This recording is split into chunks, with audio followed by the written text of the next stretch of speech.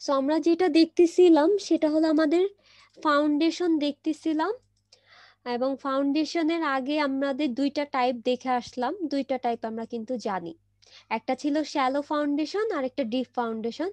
এবং তোমাদের ফার্স্টে আমি কিন্তু কোশ্চেন করেছিলাম, একটু দেখো শ্যালো ফাউন্ডেশন কি, ডিপ ফাউন্ডেশন কি।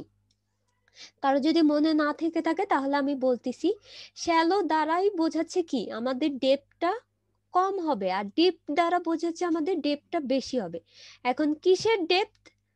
ফাউন্ডেশন, যেহেতু আমরা ফাউন্ডেশন পড়তেছি তাহলে আমাদের ফাউন্ডেশনের ডেপথ নিয়ে আমরা কনসার্ন। তাহলে দেখো এটা যদি আমাদের গ্রাউন্ড সারফেস হয়, গ্রাউন্ড সারফেসের উপরের টুকুকে আমরা কি বলতেছিলাম? আমাদের কেউ একজন বলো তো, যে স্ট্রাকচারটা থাকে সেটাকে আমরা কি নাম দিছিলাম? Super structure. Structure ma'am. Super structure. Super structure. হ্যাঁ, আর যেটা নিচে থাকতেছে সেটা হলো সাব স্ট্রাকচার। সাবস্ট্রাকচার। সো আমাদের এই যে যে সাব স্ট্রাকচারটা করবো, অবভিয়াসলি কি আমাদের একটা ডেপথ মেনটেন করতে হবে। এরকম একটা ফাউন্ডেশন যদি থাকে, সেটা আমাদের ডেপথ মেনটেন করতে হয়, যে কতটুক পর্যন্ত আমরা ডেপথে দিব। কতটুক পোর্শন পর্যন্ত ডেপথে দিব সেটা আমরা জানতে পারি হলো সয়েল এক্সপ্লোরেশনের মাধ্যমে, অথবা সয়েল এক্সক্যাভেশনের মাধ্যমে, যে আমার এই মাটিটা কিরকম। এখন জানার পরে আমি ধরে নিলাম যে এতটুকু ডেপথে দিব, তাহলে এই ডেপথটাকে বলা হয় ডি, অথবা ফাউন্ডেশনের ডেপথ। সো ফাউন্ডেশনের ডেপথটা যদি খুব কম হয় তখন ওইটাকে আমরা বলি হলো শ্যালো ফাউন্ডেশন, আর ফাউন্ডেশনের ডেপথটা যদি খুব বেশি হয় তখন ওইটাকে আমরা বলি হলো ডিপ ফাউন্ডেশন। এখন কতটুকু বেশি অথবা কতটুকু কম সেটা একটা ডিপেন্ড করতেছে, যে তুমি ডি কতটুকু হলে বলতে পারবা যে এটা শ্যালো ফাউন্ডেশন, অথবা ডি কতটুকু কম হলে বলতে পারবা ডিপ ফাউন্ডেশন। এখন অনেক মানে আমাদের দেখা যাচ্ছে যে সয়েল যে সায়েন্টিস্ট যারা থাকে তারা এক এক রকম এক এক কথা বলছে, যে দেখা যাচ্ছে আমাদের 3 মিটারের বেশি, দ্যাট মিনস হলো 10 ফিটের বেশি যদি আমাদের ফাউন্ডেশনের ডেপটা হয়ে যায় তখন এটাকে আমরা বলি হলো ডিপ ফাউন্ডেশন। আর 3 মিটারের উপরে অথবা তার কম যদি হয় তাহলে সেটাকে আমরা বলি কিন্তু শ্যালো ফাউন্ডেশন। এটা একটা টিপিক্যাল রেঞ্জ দেওয়া আছে, কিন্তু টিপিক্যাল রেঞ্জ এমন না যে ফিক্সড, বাট একটা টিপিক্যাল রেঞ্জ তোমাদের বলে দেওয়ার ট্রাই করছে, যে অ্যাপ্রক্সিমেটলি যদি 3 মিটারের বেশি চলে যায় তখন ওইটাকে আমরা বলি হলো ডিপ ফাউন্ডেশন। এরপরে আরেকজন বলছে ডি বাই বি এর রেশিও। তাহলে ডি তা তো বুঝলাম যে depth from the ground surface to the bottom of the foundation. তাহলে বিটা কি? বিটা হলো আমাদের ফাউন্ডেশনের উইথ। এটার রেশিও যদি 1.5 এর কম হয়, এবং এটা বলছে হলো তারজেগি।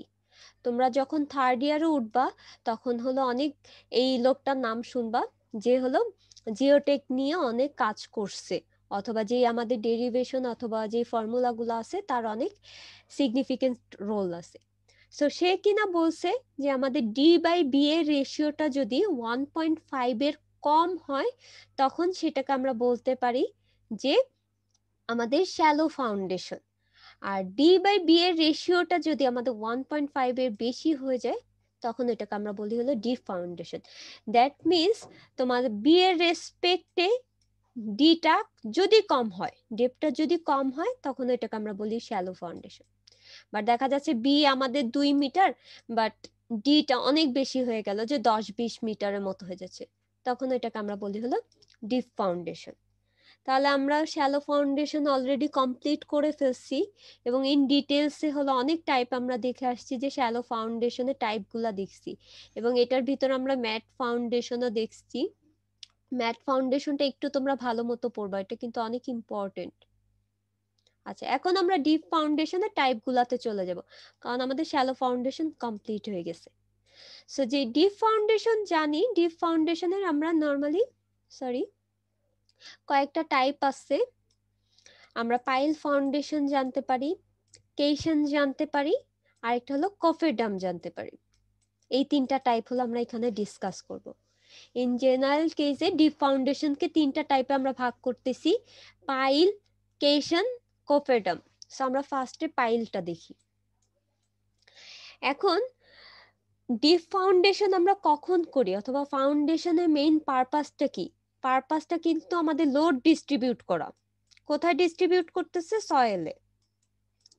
এখন দেখো ফাউন্ডেশনটা মেইনলি দেওয়ার রিজনটা এটা আমাদের লোড ডিস্ট্রিবিউট করে দিচ্ছে। এখন সয়েল টাইপটা যদি খুব বেশি বাজে হয়, বাজে দ্বারা বোঝাচ্ছে উইক টাইপের সয়েল যদি হয়, তাহলে আমাদের এই ফাউন্ডেশনটা লোড ক্যারি করে নিয়ে যেতে পারবে না, দেখা যাচ্ছে সেটেলড হয়ে যাবে। অথবা সয়েলের বেয়ারিং ক্যাপাসিটি, তোমাদেরকে কিন্তু একটা টার্ম বলেছিলাম, সয়েলের ক্যাপাসিটিকে অথবা স্ট্রেংথকে আমরা বেয়ারিং ক্যাপাসিটির রেসপেক্টে মেজার করি। সো এই যে বেয়ারিং ক্যাপাসিটি, সেটা যদি খুব কম হয়, তার মানে এটা রিপ্রেজেন্ট করতেছে আমাদের সয়েল ক্লাসিফিকেশনটা অথবা সয়েল ক্যাটাগরিটা অতটা ভালো না, পুয়ার টাইপের ক্যাটাগরি। সেই ক্ষেত্রে আমাদের ফাউন্ডেশনের ডেপটা অনেক বেশি হতে হচ্ছে, সেই ক্ষেত্রে আমরা পাইল ফাউন্ডেশন দিতে পারি। এখন পাইল ফাউন্ডেশনটা হলো one kind of deep foundation, সেখানে আমাদের কিছু মেম্বার আমরা ইনসার্ট করি, এবং এই মেম্বারগুলো দেখা যাচ্ছে যে আমাদের স্টিলের হতে পারে, কনক্রিটের হতে পারে, অথবা টিম্বারেরও হতে পারে। তো ম্যাটেরিয়াল বেসিসে আমাদের যখন যেটা প্রয়োজন হচ্ছে, তাহলে এই মেম্বারগুলোকে বলা হচ্ছে পাইল, এবং এই টাইপের ফাউন্ডেশনকে বলা হচ্ছে হলো পাইল ফাউন্ডেশন, যেটা কিনা আমাদের সুপার স্ট্রাকচার থেকে লোড ক্যারি করে আমাদের হার্ড কোনো স্ট্র্যাটামে নিয়ে যাবে। কারণ উইক টাইপের সয়েলে দেখা যাচ্ছে আমরা কোনো হার্ড স্ট্র্যাটাম পাচ্ছি না, যেটা কিনা আমাদের লোড ডিস্ট্রিবিউট করে নিয়ে যাবে। এখন এই যে পাইলগুলো আমরা ড্রাইভ করতেছি, ততক্ষণ পোর্শন পর্যন্ত আমরা ড্রাইভ করতে পারি যতক্ষণ না আমরা কোনো হার্ড রক অথবা স্ট্র্যাটা পাচ্ছি। যখনই হার্ড রক অথবা স্ট্র্যাটা পাবো, তখনই হলো আমাদের ফাউন্ডেশনটা লোড ক্যারি করে নিয়ে যেতে পারবে। তাহলে আমরা ফাউন্ডেশন অথবা পাইল ফাউন্ডেশন জিনিসটা কি বুঝতে পারছি, কি জিনিস? একটু রেসপন্স করো জি তোমরা। মিস।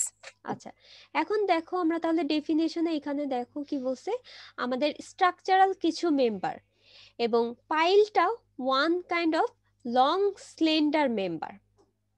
এখানে একটা টার্ম কিন্তু বলা আছে স্লেন্ডার মেম্বার। তোমরা মেকানিক্স অফ সলিড 2 করছো না? সরু হ্যাঁ করতেছো। মিস, সরু। ম্যাম হ্যাঁ 2-1 এ ছিল 2-1 এ ছিল। একটা সেশনাল ছিল, ওখানে হলো হুম, স্লেন্ডার রেশ এক্সপেরিমেন্ট ছিল। হ্যাঁ স্লেন্ডারনেস রেশিও সিলিন্ডার এক্সপেরিমেন্ট। কলাম। তোমরা কলামেও পড়বা স্লেন্ডার কলাম অথবা স্লেন্ডারনেস, ওর হোয়াট ইজ স্লেন্ডার। সো এটা দেখা যাচ্ছে যে আমাদের স্লেন্ডার দ্বারা বোঝাচ্ছে যে আমাদের লেন্থটা অনেক বেশি বড় হয় কম্পেয়ার টু ডায়ামিটার অথবা উইথে। এই টাইপের মেম্বারগুলোকে আমরা বলি হলো স্লেন্ডার। যেহেতু দেখো আমাদের একটা পাইলটা কিন্তু ওয়ান কাইন্ড অফ পাইপের মতো, বাট পাইপটা কোনো হলো না, এটা হয় কনক্রিটের হতে পারে অথবা টিম্বার অথবা স্টিলের হতে পারে। তাহলে দেখো এটার একটা লেন্থ থাকতেছে আর একটা উইথ থাকতেছে, এবং পাইলটা কিন্তু আমাদের লং স্লেন্ডার মেম্বার, তার মানে হলো আমাদের উইথের রেসপেক্টে লেন্থটা অনেক বড় হতে হবে, এবং ততটুকু পোর্শন পর্যন্ত আমরা লেন্থটা রাখবো যতক্ষণ না আমরা কোনো হার্ড রক অথবা স্ট্র্যাটা পাচ্ছি। দ্যাটস ওয়াই পাইলকে কিন্তু আমরা স্লেন্ডার মেম্বারও বলে থাকি।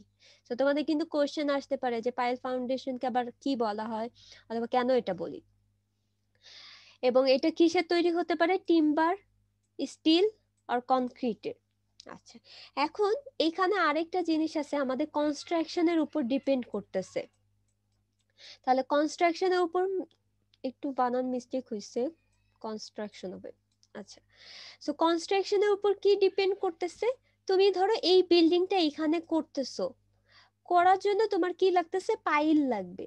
তো পাইলটা তুমি এখানেই ধরো কাস্টিং করতেছো, এখানেই তুমি প্রিপেয়ার করতেছো, ফ্রেমওয়ার্ক তৈরি করে এখানেই তুমি ড্রাইভ করতেছো।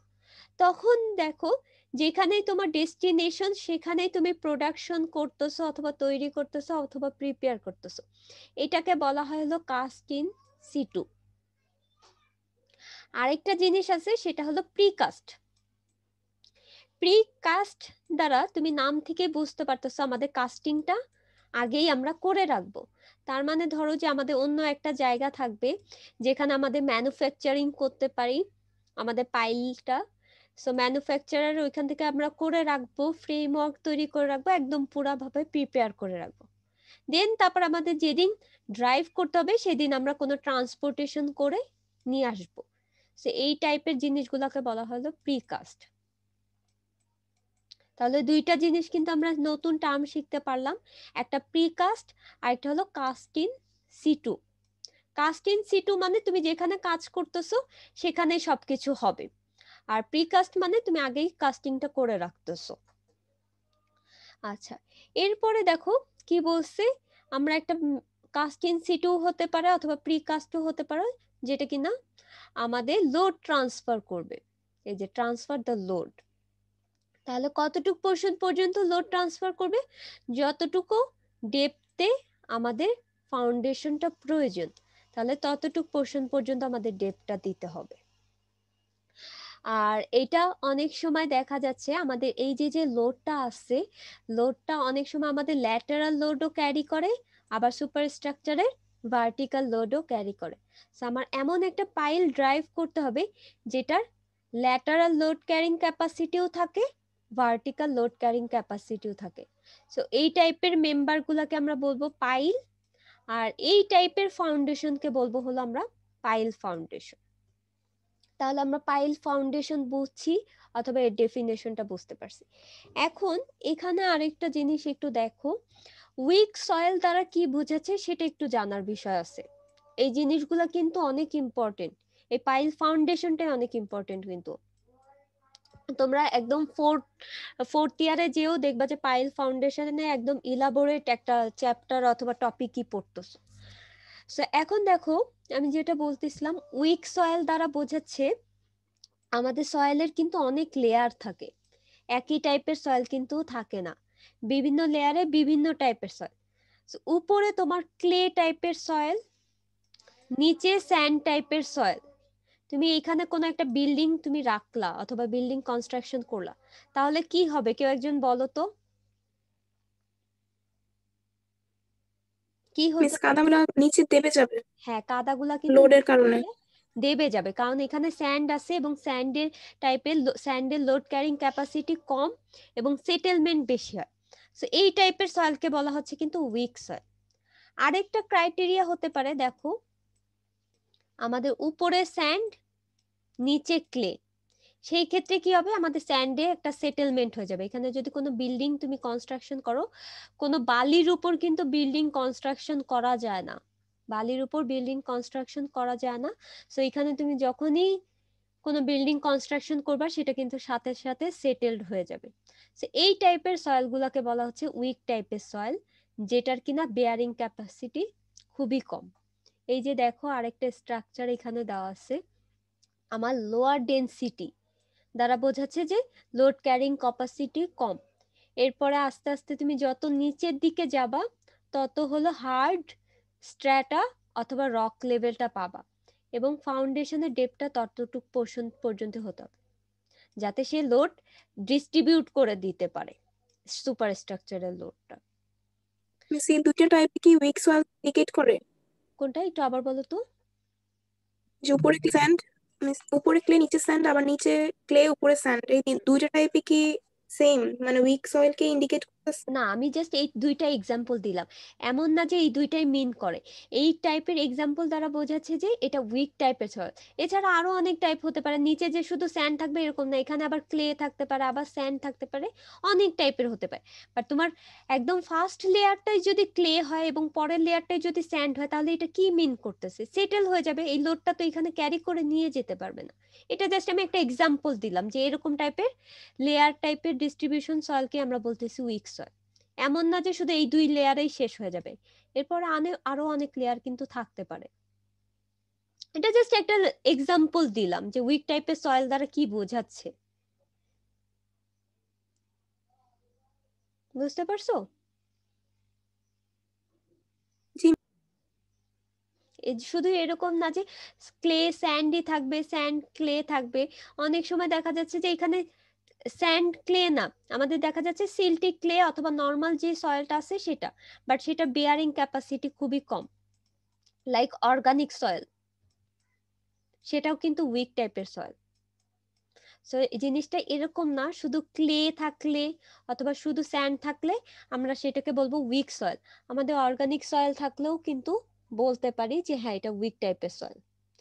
সো ইন জেনারেল কথা আমি ডাইরেক্টলি এটাই বলতে চাচ্ছি যে যেটা বেয়ারিং ক্যাপাসিটি, তুমি মাথায় রাখো যে বেয়ারিং ক্যাপাসিটি যেটার কম সেটাকে আমরা বলবো যে উইক সয়েল। এখন ক্লিয়ার হয়েছে? জি মিস। আচ্ছা ঠিক আছে, তাহলে আমরা ফাউন্ডেশনটা বুঝতে পারলাম এবং পাইলের ডিটেলসটা জানতে পারলাম। এরপরে দেখো আমরা কিন্তু একটু আগেই জেনে আসছি কোথায় আমরা পাইল ফাউন্ডেশনটা দিব।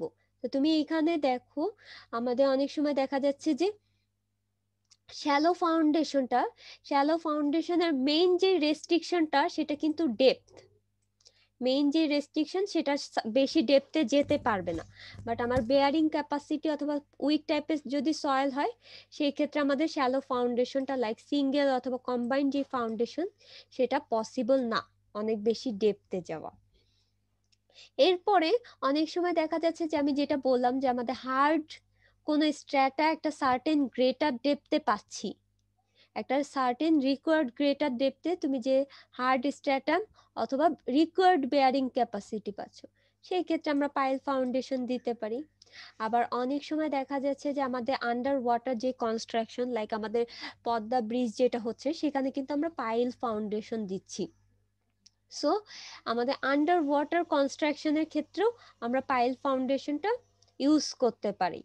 এছাড়া অনেক সময় দেখা যাচ্ছে যে যেখানে মেইন কথা যেটা আমাদের যেখানে বেয়ারিং ক্যাপাসিটি আমরা রিকোয়ার্ড ডেপথে পাচ্ছি অথবা অনেক গ্রেটার ডেপথে পাচ্ছি, সেই ক্ষেত্রেই হলো আমরা পাইল ফাউন্ডেশনটা ইউজ করতে পারি অথবা সিলেক্ট করতে পারি। এটা তো আমরা ফার্স্টেই পড়ে আসলাম পাইল যখন আমরা ইন্ট্রো করলাম। এরপরে দেখো আমি তোমাদেরকে ফার্স্টে যেটা বললাম আমাদের একটা স্লেন্ডার মেম্বার, যেই স্লেন্ডার মেম্বারটা হয় স্টিলের হতে পারে, টিম্বারের হতে পারে অথবা আমাদের কনক্রিটের হতে পারে। তাহলে এই যে যে টাইপটা, সেই টাইপটা আমরা পাইলটাকে ক্লাসিফাই করতে পারি ফাংশন ওয়াইজ অথবা ম্যাটেরিয়াল ওয়াইজ। সো আমি তোমাদেরকে ফার্স্টে একটু ম্যাটেরিয়াল ওয়াইজটা বলি।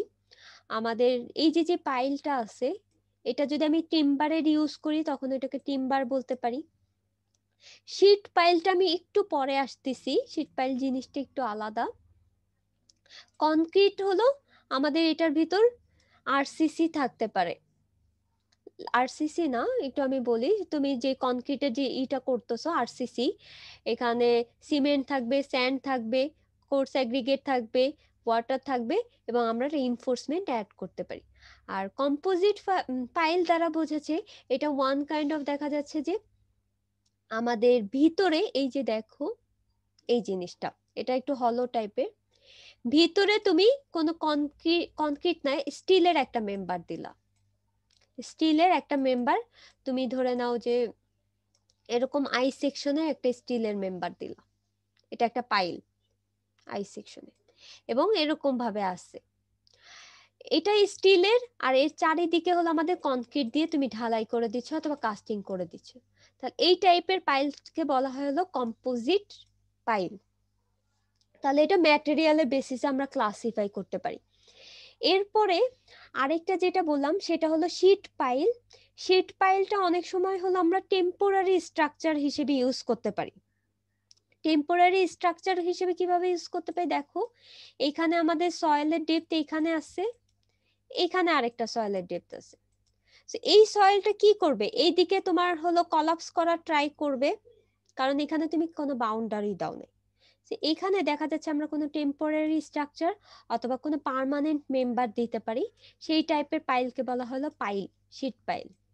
এটা ওয়ান কাইন্ড অফ শীটের মতো, কিছুটা দেখবা যে টিনের যে চালগুলো আছে না অথবা চালাগুলা সেটার মতো, সেই টাইপের ম্যাটেরিয়ালকে বলা হলো শীট পাইল, যেহেতু শীটের মতো এটা, দ্যাটস ওয়াই। এবং তোমরা এটা 4-1 এর ডিটেইলস, শীট পাইল এটা কি দিয়ে তৈরি? এটা শীট তোমাদের পাইলটা দেখা যাচ্ছে স্টিলেরও হতে পারে অথবা করাগেটেড স্টিলেরই মেইনলি করা হয়, করাগেটেড স্টিলের অথবা এর ভিতর আরো কোনো কম্পোনেন্ট লাইক কার্বনের অ্যামাউন্ট বাড়ায় অথবা মাইল্ড স্টিল দিয়ে আমরা করতে পারি। এটা আমাদের কনস্ট্রাকশনের উপর ডিপেন্ড করতেছে, ম্যাটেরিয়ালের যারা ম্যানুফ্যাকচার করতেছে তাদের। মেইনলি হলো টিনের হয়ে থাকে, টিনের হতে পারে অথবা আমরা দেখা যাচ্ছে করাগেটেড স্টিলেরও করতে পারি, ডিপেন্ডস করতেছে।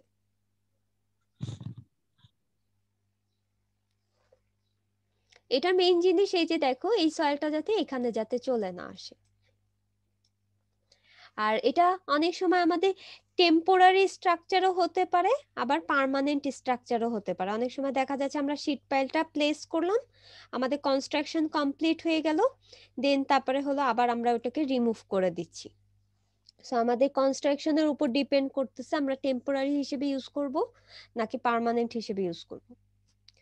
তাহলে ম্যাটেরিয়াল ওয়াইজ গুলা এটার আরো অনেক ইলাবোরেশন দেখো, এই যে পরে তোমরা পাইলের টাইপ সম্পর্কে যখন পড়বা জানতে পারবা কোনটা কি টাইপের। আর আমাদের ফাংশন ওয়াইজ হলো আমরা কিছু ক্লাসিফাই করে থাকি। ফাংশন ওয়াইজের ক্লাসিফিকেশনটা যেটা, সেটা আমি একটু তোমাদেরকে বলি। ফার্স্টে দেখো বেয়ারিং পাইল আছে, ফ্রিকশন পাইল আছে, এটার ভিতরে আবার আছে শোর পাইল অথবা শীট পাইল, এই যে এটাও কিন্তু এটার ভিতর চলে আসতেছে। এরপরে আছে অ্যাঙ্কর, ব্যাটার, ফেন্ডার, কম্প্যাকশন।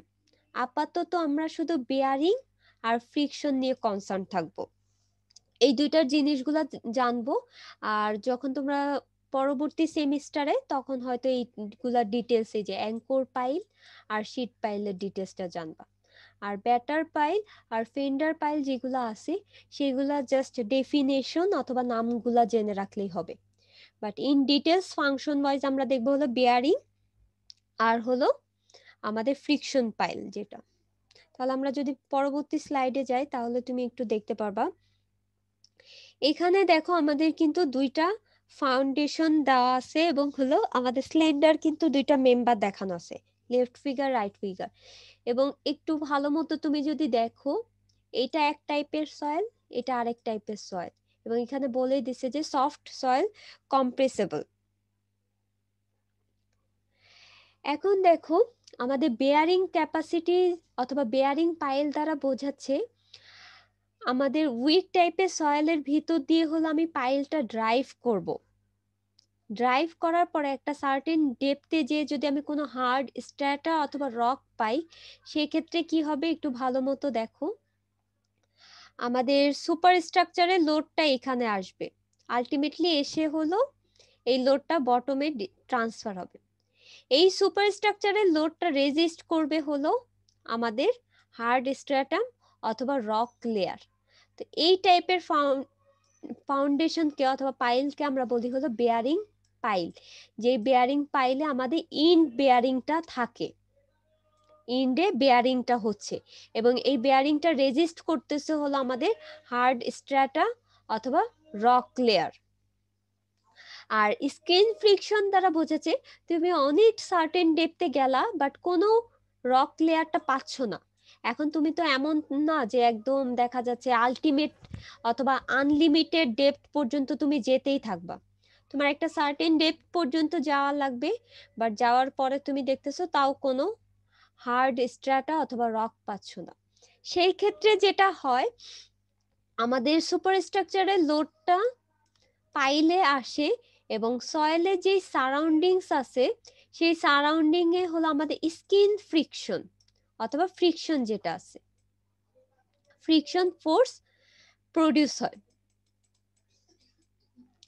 এই ফ্রিকশন ফোর্সটা হলো আমাদের সয়েল যেটা আছে, এই যে দেখো এইটা সারাউন্ডিংস এ যে লোডটা আসতেছে এই সারাউন্ডিংস দ্বারা হলো রেজিস্ট হয়ে যায়।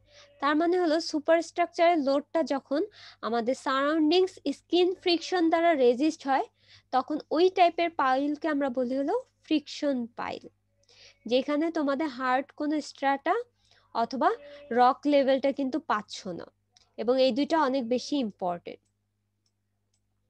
এই ক্ষেত্রে যেটা দেখা যাচ্ছে যে আমাদের সুপার স্ট্রাকচারে লোড সে রেজিস্ট করতেছে হলো স্কিন ফ্রিকশনের মাধ্যমে। এই স্ট্রাকচারের সারাউন্ডিংসে কি আমাদের সয়েল আছে, সো তুমি যখন ইনসার্ট করতেছো এই বরাবর হলো তোমার ফ্রিকশন ফোর্স কাজ করবে, এবং এই ফ্রিকশন ফোর্সটা রেজিস্ট করবে হলো আমাদের সয়েল যেটা আছে সেই সয়েলের ফ্রিকশন দ্বারা।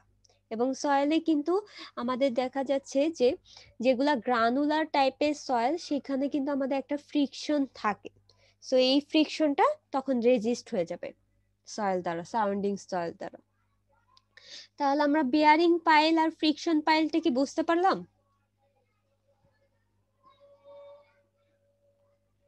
একটু বলো তো, এটা কিন্তু আমি কোশ্চেন করব যে বেয়ারিং পাইল কি জি অথবা মিস। ফ্রিকশন পাইলটা কি। ফ্রিকশন পাইলে এখানে তোমার মেইন যেটা, তুমি কোনো হার্ড স্ট্রাটা পাচ্ছ না, তাহলে লোডটা ডিস্ট্রিবিউট হবে কিভাবে? আমার সারাউন্ডিংস ফ্রিকশন ফোর্সের মাধ্যমে ডিস্ট্রিবিউট হবে অথবা রেজিস্ট হবে। ম্যাম এন্ড বিয়ারিং ক্যাপাসিটির ব্যাপারটা যদি একটু আবার আচ্ছা, বলতেন। এন্ড বেয়ারিং ক্যাপাসিটি হলো, একটু দেখো, বেয়ারিং ক্যাপাসিটি দ্বারা কি আমাদের সয়েলের ক্যাপাসিটি বোঝাচ্ছে। এখন এন্ড দ্বারা বোঝাচ্ছে যে তোমার এন্ডে কতটুকু ক্যাপাসিটি আছে, বেয়ারিং ক্যাপাসিটি। এখন তুমি যখনই রক লেভেলটা পাচ্ছ, তখনই না তোমার সয়েল দেখা যাচ্ছে এই লোডটা এখানে ডিস্ট্রিবিউট করে দিতে পারবে। ডিস্ট্রিবিউট করে দিতে পারলে দেখা যাচ্ছে রকটা আবার রেজিস্টিং দিবে। প্রত্যেকটা জিনিসের এটা যেটা হয়, আমি একটু তোমাদেরকে বলি, আমাদের স্ট্রাকচার থেকে লোড আসে। এখন তুমি লোড দিতেই আসো, এটা তো অবভিয়াসলি রেজিস্ট করার মতো কেউ থাকতে হবে। সেই রেজিস্ট করতেছে হলো আমাদের রক অথবা হার্ড স্ট্রাটা লেভেলটা। এই যে যে রেজিস্টিং হচ্ছে, এই জিনিসটাকে বলা হচ্ছে হলো এন্ড বেয়ারিং ক্যাপাসিটি। যদি কোনো হার্ড লেভেল তুমি পেয়ে থাকো, তাহলে দেখা যাচ্ছে যে পাইলের এন্ড বেয়ারিং ক্যাপাসিটিটা বেশি থাকে অথবা ক্যাপাসিটি রেজিস্টিং ক্যাপাসিটিটা থাকতেছে, সেটা বলতেছে এটা। এবং ওটা তখনই পসিবল হবে যখন তুমি কোনো রক লেভেল পাচ্ছ অথবা হার্ড কোনো স্ট্র্যাটাম পাচ্ছ। জি মিস।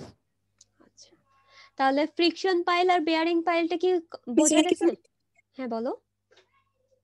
মিস এখানে ফ্রিকশন পাইলটা কি বেশি স্লেন্ডার হবে এরকম? না না না, এখানে কিন্তু এরকম না যে বেশি স্লেন্ডার হবে কম স্লেন্ডার হবে, এরকম না। এটা তো আমাদের ডিজাইনের উপর ডিপেন্ড করতেছে, এটা আমাদের ডিজাইনের উপর ডিপেন্ড করতেছে। জিনিসটা কিন্তু এরকম না যে আমাদের ইন বেয়ারিং পাইলটা আমরা মোটা দিব আর ফ্রিকশন পাইলটা আমরা চিকুন দিব, এটা না। এটা আমাদের ডিজাইন সেক্টর যারা থাকবে, ডিজাইন করবে, যে কাস্ট ইন সিটু অথবা প্রিকাস্টে যখন আমরা ডিজাইন করে বলে দিব যে আমাদের পাইলের ডায়ামিটার কত। প্রত্যেকটা পাইল যখন ম্যানুফ্যাকচার করা হয়, অবভিয়াসলি একটা সার্টেন ডেপথ এবং সার্টেন ডায়ামিটার থাকে, এবং আমরা এটা হলো ফার্স্টে টেস্ট করে দেখি এই ডায়ামিটারে পাইলে লোড ক্যারিং ক্যাপাসিটি কত। দেন তারপরে হলো আমাদের যেটা সাইট থাকে সেখানে আমরা ড্রাইভ করি যে না, এই ডায়ামিটারের এই পাইলটা যদি আমরা ড্রাইভ করি তাহলে আমাদের ক্যাপাসিটিটা ওকে থাকবে। সো এটা ডিজাইনের উপর কিন্তু ডিপেন্ড করতেছে।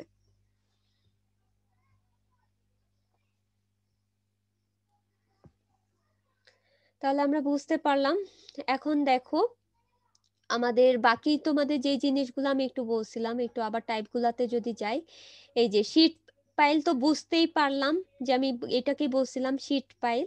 এখন শীট পাইলে অনেক সময় এখানে আমরা একটা ডেড লোড অথবা একটা অ্যাঙ্কর করে দিই।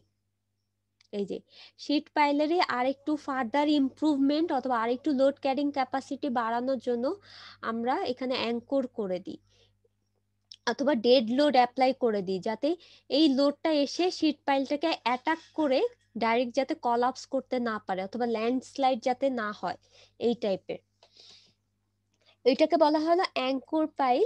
আর ব্যাটার পাইল আর ফেন্ডার পাইলটাও অনেক সময় দেখা যাচ্ছে যে আমাদের ইনক্লাইন যেই মেম্বার থাকে অথবা ইনক্লাইন কোনো স্ট্রাকচারটাকে আমাকে সাপোর্ট দেওয়ার জন্য দেখা যাচ্ছে যে ফেন্ডার পাইল অথবা ব্যাটার পাইল আমরা ইউজ করতে পারি। আর কম্প্যাকশন পাইলটা হলো এই মিস আমার অ্যাঙ্কর কোনটা, একটু আবার বলো। অ্যাঙ্কর করে দেই মানে বুঝলাম না, মানে আচ্ছা, এটা কি? একটু আমি তোমাদেরকে ফিগারটা দেখাই, তাহলে হয়তো তোমরা বুঝতে পারবা। দাঁড়াও, একটু ওয়েট করো, আমি তোমাদেরকে অ্যাঙ্কর পাইলের ফিগারটা দেখাই, তাহলে হয়তো তোমরা ক্লিয়ার হবা। আচ্ছা, এই ফিগারটাই দেখাই। এই যে দেখো, এইখানে যেটা দেখানো ট্রাই করতেছে, একটু ওয়েট করো।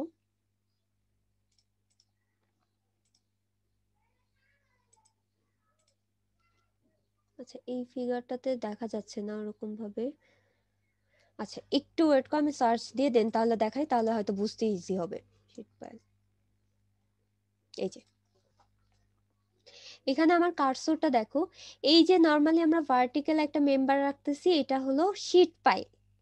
এখানে দেখো একটা সয়েলের লেয়ার আপ স্ট্রিমে আছে, আরেকটা সার্টেন জায়গায় দেখতেছি সয়েলের লেয়ারটা ডাউন স্ট্রিমে আছে। তাহলে এই যে যে সয়েলটা আছে সেটা কি করবে, আমাদের লেফটের দিকে চলে আসা ট্রাই করবে না? সো এইটা রেজিস্ট করানোর জন্য আমরা একটা মেম্বার, টেম্পোরারি মেম্বার অথবা পার্মানেন্ট মেম্বার আমরা ইনসার্ট করতেছি এইখানে। এটাকে বলা হচ্ছিল শীট পাইল। এখন অনেক সময় শীট পাইলের দেখা যাচ্ছে যে ক্যারিং ক্যাপাসিটিটা আরো বাড়ানোর জন্য দেখা যাচ্ছে এখানে সয়েলের যে প্রেসারটা সেটা অনেক বেশি। তাহলে প্রেসারটা কি এখানে হিট দিবে, হিট দিলে এটা তো কি কলাপস হয়ে যাওয়ার একটা সম্ভাবনা আছে। এখানে তোমাদের ফিগারটা যদি দেখো, এই যে এরকম কিন্তু কলাপস হয়ে যাওয়ার সম্ভাবনা আছে, এরকম কলাপস হয়ে যাওয়ার সম্ভাবনা আছে। সো এই শীট পাইলটা যাতে কলাপস না হয়ে যায় এরকম ভাবে আমরা অ্যাঙ্করিং করে দিই। তার মানে এখানে কোনো ডেড লোড আমরা অ্যাপ্লাই করে দিই যেটা কিনা আমার শীট পাইলকে ধরে রাখবে। এবং এটা যদি আমরা করি, অ্যাঙ্করিং যদি করি, তাহলে দেখা যাচ্ছে আমাদের শীট পাইলের ক্যারিং ক্যাপাসিটিটা আরো বেড়ে যাচ্ছে। সেই টাইপের শীট পাইলকে আমরা বলি হলো অ্যাঙ্কর শীট পাইল। এই যে এটাকে বলা হলো অ্যাঙ্করিং এটা। আর এটা যদি আমরা প্রোভাইড না করি, ডাইরেক্ট শুধু যদি আমরা কোনো শীট রেখে দিই, আমাদের করাগেটেড কোনো শীট অথবা প্লেন কোনো শীট যদি আমরা রেখে দিই, স্টিলের হতে পারে অথবা অন্য কোনো ম্যাটেরিয়ালের হতে পারে, সেক্ষেত্রে টিনের হতে পারে, সেক্ষেত্রে ওইগুলাকে আমাদের শুধু বলা হলো শীট পাইল। আর যখনই অ্যাঙ্কর করে দিব অথবা কোনো ডেড লোড অ্যাপ্লাই করে দিব তখন এটাকে বলা হলো অ্যাঙ্কর শীট পাইল। এটা জাস্ট ফাংশন ওয়াইজ হলো আমরা ক্লাসিফাই করতেছি। তাহলে এখন বুঝতে পারছো অ্যাঙ্কর শীট পাইল আর নরমাল শীট পাইল কোনগুলো? জি মিস। আচ্ছা, এরপরে দেখো আমরা টিম্বারে চলে যাব। তার মানে হলো আমাদের ওয়ার্কিং যেই ফাংশন আছে সেটা আমরা জানতে পারলাম, কয়েকটা 4টা সম্পর্কে জানছি। আর এখন আমরা যেটা দেখব সেটা হলো আমাদের ম্যাটেরিয়ালের বেসিসে হলো পাইলগুলোকে আমরা ক্লাসিফাই করব। এখানে দেখো ফিগার থেকে বুঝতে পারতেছো আমরা সি বিচে অথবা অন্য কোনো জায়গায় যেখানে আমাদের স্যান্ডি টাইপের সয়েল, সেক্ষেত্রে আমরা টিম্বারের এরকম কিছু স্লেন্ডার মেম্বার ইনসার্ট করি এবং এই টাইপের ফাউন্ডেশনকে অথবা এই টাইপের মেম্বারকে বলা হলো টিম্বার পাইল। এখন দেখো টিম্বারের কিন্তু লোড ক্যারিং ক্যাপাসিটি কিন্তু খুব বেশি না। দেখা যাচ্ছে বেশি যদি লোড আসে তখন কিন্তু ক্র্যাক অথবা ফেল করে যেতে পারে। সো সেই ক্ষেত্রে এটার একটা ডেপথের লিমিটেশন বলে দেওয়া আছে যে আমার 4 থেকে অ্যাটলিস্ট আমরা 4 মিটার ডেপথ পর্যন্ত, তার মানে এখান থেকে 4 মিটার ডেপথ পর্যন্ত আমরা রাখতে পারবো। লাইক 10 থেকে 12 ফিটের মতো এরকম ডেপথে হলে আমরা রাখতে পারি। এটার অ্যাডভান্টেজটা কি দেখো, আমাদের ম্যাটেরিয়াল কস্টও কম, আমরা ইজিলি দেখা যাচ্ছে যে এটা ড্রাইভ করতে পারি, কোনো আমাদের মেকানিক্যাল কোনো ড্রাইভিং ইকুইপমেন্ট লাগতেছে না।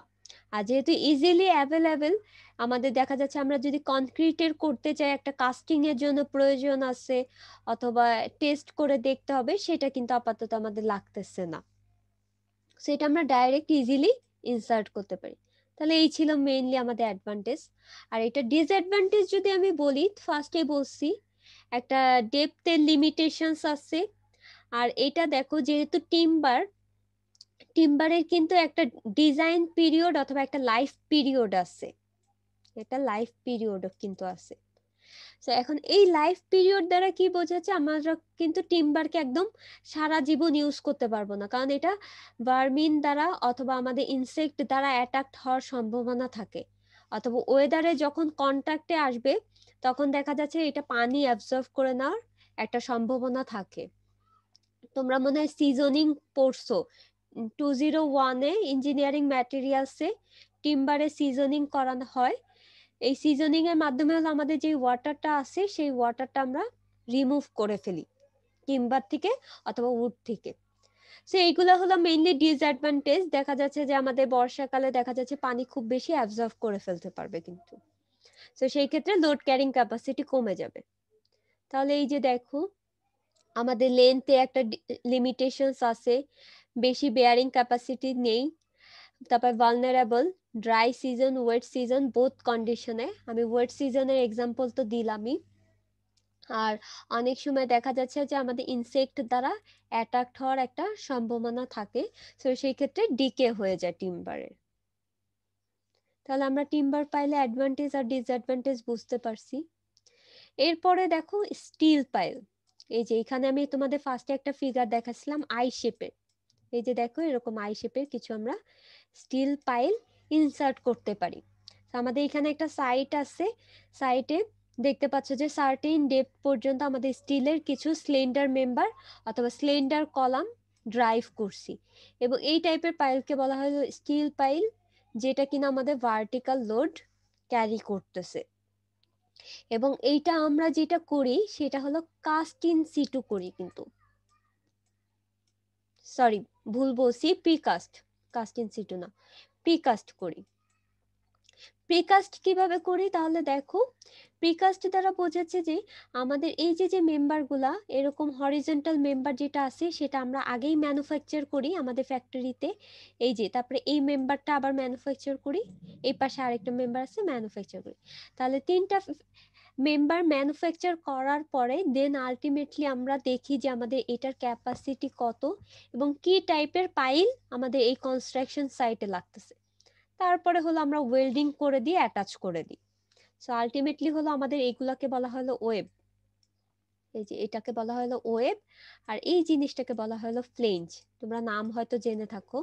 সো আমরা ইন্ডিভিজুয়ালি ওয়েব ফ্লেঞ্জ আলাদাভাবে ম্যানুফ্যাকচার করি অথবা তৈরি করি, দেন পরে হলো এটাকে অ্যাটাচ করে দিই। আর এইটার অ্যাডভান্টেজ যেটা দেখো, আমরা প্রত্যেকটা মেম্বার আলাদা আলাদা করতে পারতেছি দেখে, দ্যাটস আমি বলতে পারতেছি যে কোনো শেপের অথবা যে কোনো সাইজের কিন্তু আমি তৈরি করতে পারবো। এবং স্টিলের আমাদের টেনসাইল যেই স্ট্রেনটা সেটা অনেক বেশি হাই পাই কম্পেয়ার টু কনক্রিট অথবা টিম্বার। সো টিম্বার অথবা কনক্রিটের থেকে আমাদের স্টিলের ক্যারিং ক্যাপাসিটিটা অনেক বেশি। আর ডিসঅ্যাডভান্টেজ তো এটা তোমরা নর্মালি বুঝতে পারতেছো, যেহেতু এটা স্টিলের, সো আমি যদি ওয়েদারের কন্ট্যাক্টে এটাকে রেখে দিই করোশন হওয়ার সম্ভাবনা থাকে।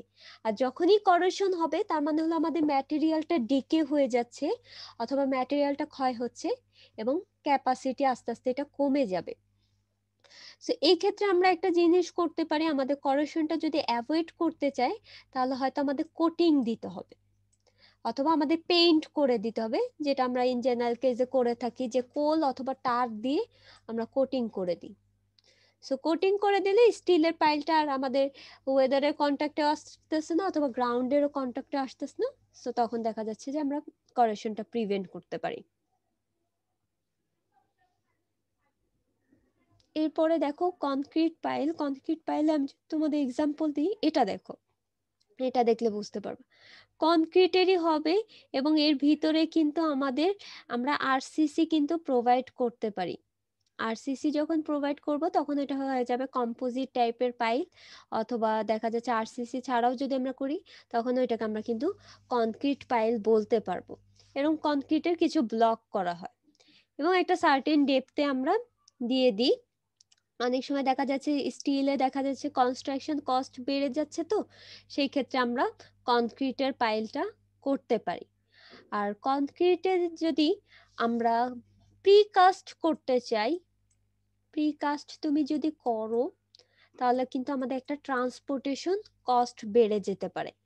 আবার তুমি কাস্ট ইন সিটু যদি করো তাহলে দেখা যাচ্ছে আমাদের সার্টেন টাইম পোর্শন পর্যন্ত ওয়েট করা লাগবে এটার স্ট্রেংথ পাওয়ার জন্য। সো এটা অ্যাডভান্টেজ ডিসঅ্যাডভান্টেজ দুইটাই কিন্তু আছে।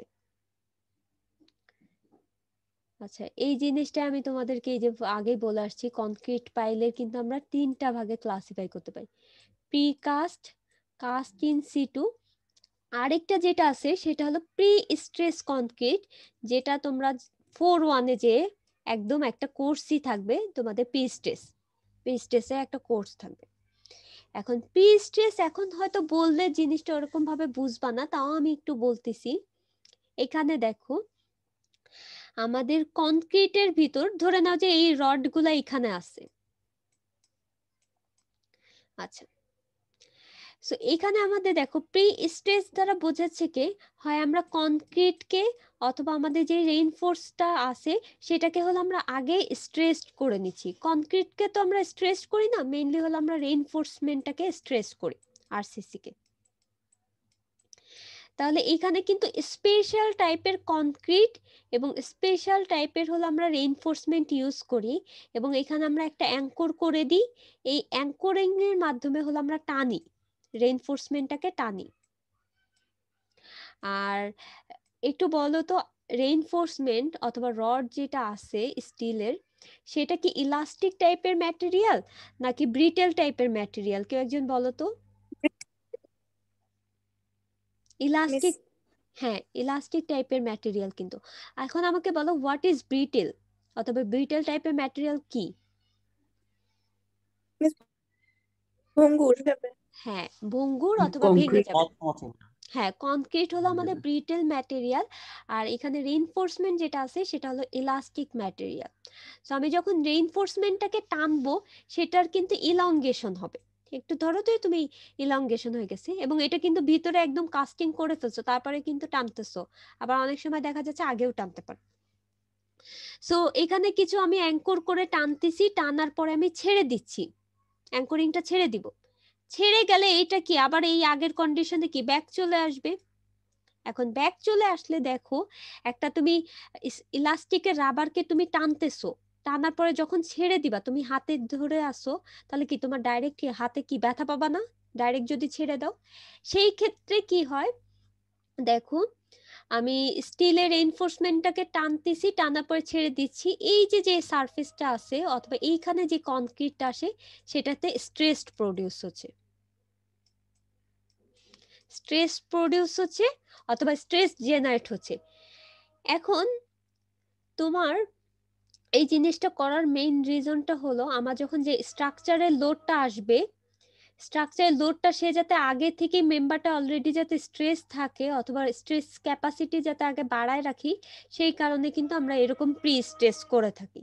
সো প্রি স্ট্রেসিং এর ক্ষেত্রে দেখা যাচ্ছে আমার মেম্বারটা অলরেডি স্ট্রেস থাকে সুপার স্ট্রাকচারে লোড আসার আগে, এবং এই স্ট্রেসিং এর মাধ্যমে আমি দেখে ধরে নাও যে তোমার স্ট্রাকচারের ক্যাপাসিটি 10, বাট তুমি আরো স্ট্রেস করে এটাকে 5 করে ফেলো, তার মানে হলো মেম্বারের ক্যারিং ক্যাপাসিটি কমায় দাও, এবং তাহলে সেফটিটা বেশি এখানে আমাদের রোল প্লে করতেছে। সো এই টাইপের জিনিসগুলোকে তোমাদের বলা হয় হলো প্রি স্ট্রেস কনক্রিট। এটা আমি এখন বলছি যেভাবে, তোমরা এখন এটা হয়তো বুঝবা না, বাট এই জিনিসটা এতটুকু জেনে রাখো যে আমরা রেইনফোর্সমেন্টটাকে কোনো জ্যাকিং এর মাধ্যমে টানি, টানার পরে ছেড়ে দিই, ছেড়ে দিলে দেখা যাচ্ছে এই মেম্বারে স্ট্রেস প্রডিউস হচ্ছে। তাহলে আমরা সুপার স্ট্রাকচারে লোড আসার আগে অথবা সুপার স্ট্রাকচারে স্ট্রেস আসার আগেই আমরা যেহেতু এই মেম্বারটাকে স্ট্রেস করতেছি, দ্যাটস ওয়াই এটাকে বলা হলো প্রি স্ট্রেসড। প্রি স্ট্রেসড, তো প্রি স্ট্রেস জিনিসটা কি একটু হলেও আইডিয়া পাইছো অথবা বুঝতে পারছো? জি মিস। আচ্ছা, এটা একদম 4-1 যে ইলাবোরেট একটা চ্যাপ্টার থাকবে যে কিভাবে আমরা টানবো।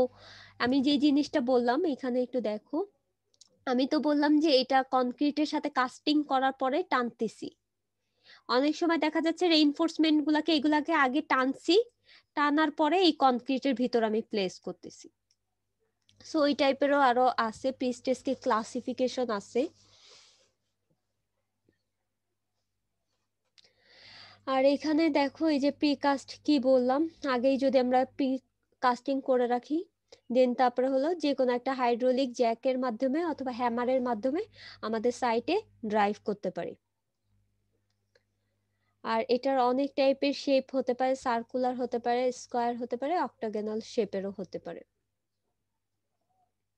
আচ্ছা, এটা একটু ইম্পর্টেন্ট।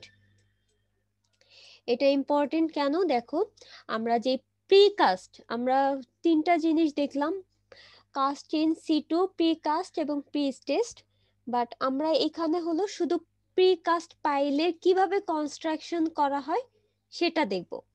আর কাস্ট ইন সিটুটাও কিছুটা সিমিলার টাইপেরই, একটু ভ্যারিয়েশন আছে কয়েকটা স্টেপে, বাট কিছুটা সিমিলার। সো এটা একটু দেখো, ফার্স্ট যে স্টেপটা আমাদের পাইল যখন করতেছি এখানে হলো আরসিসির হচ্ছে কিন্তু আরসিসি, তার মানে হলো রেইনফোর্স সিমেন্ট কনক্রিট, তারপরে কনক্রিটও থাকবে রেইনফোর্সমেন্টও থাকবে। তাহলে আমাদের ফার্স্টে যেহেতু আমি বললাম যে সার্কুলারও হতে পারে অথবা অক্টাগোনাল শেপেরও হতে পারে, তোমাদের ফিগারটা দেখালে একটু বুঝতে পারবা। এই যে দেখো, ফার্স্টে আমাদের যেটা করতে হয়, আমাদের রেইনফোর্সমেন্ট গুলাকে কোন শেপে আমি রাখতে চাচ্ছি, এখান থেকে এতটুকু গ্যাপে কিরকম অথবা কি শেপে তৈরি করতে চাচ্ছি সেটার একটা ফ্রেমওয়ার্ক তৈরি করে নিতে হয়। এবং এটা দেখো, এই রেইনফোর্সমেন্টের সাথে এই রেইনফোর্সমেন্ট আমি অ্যাটাচ করে দিচ্ছি কোনো ওয়্যারের মাধ্যমে।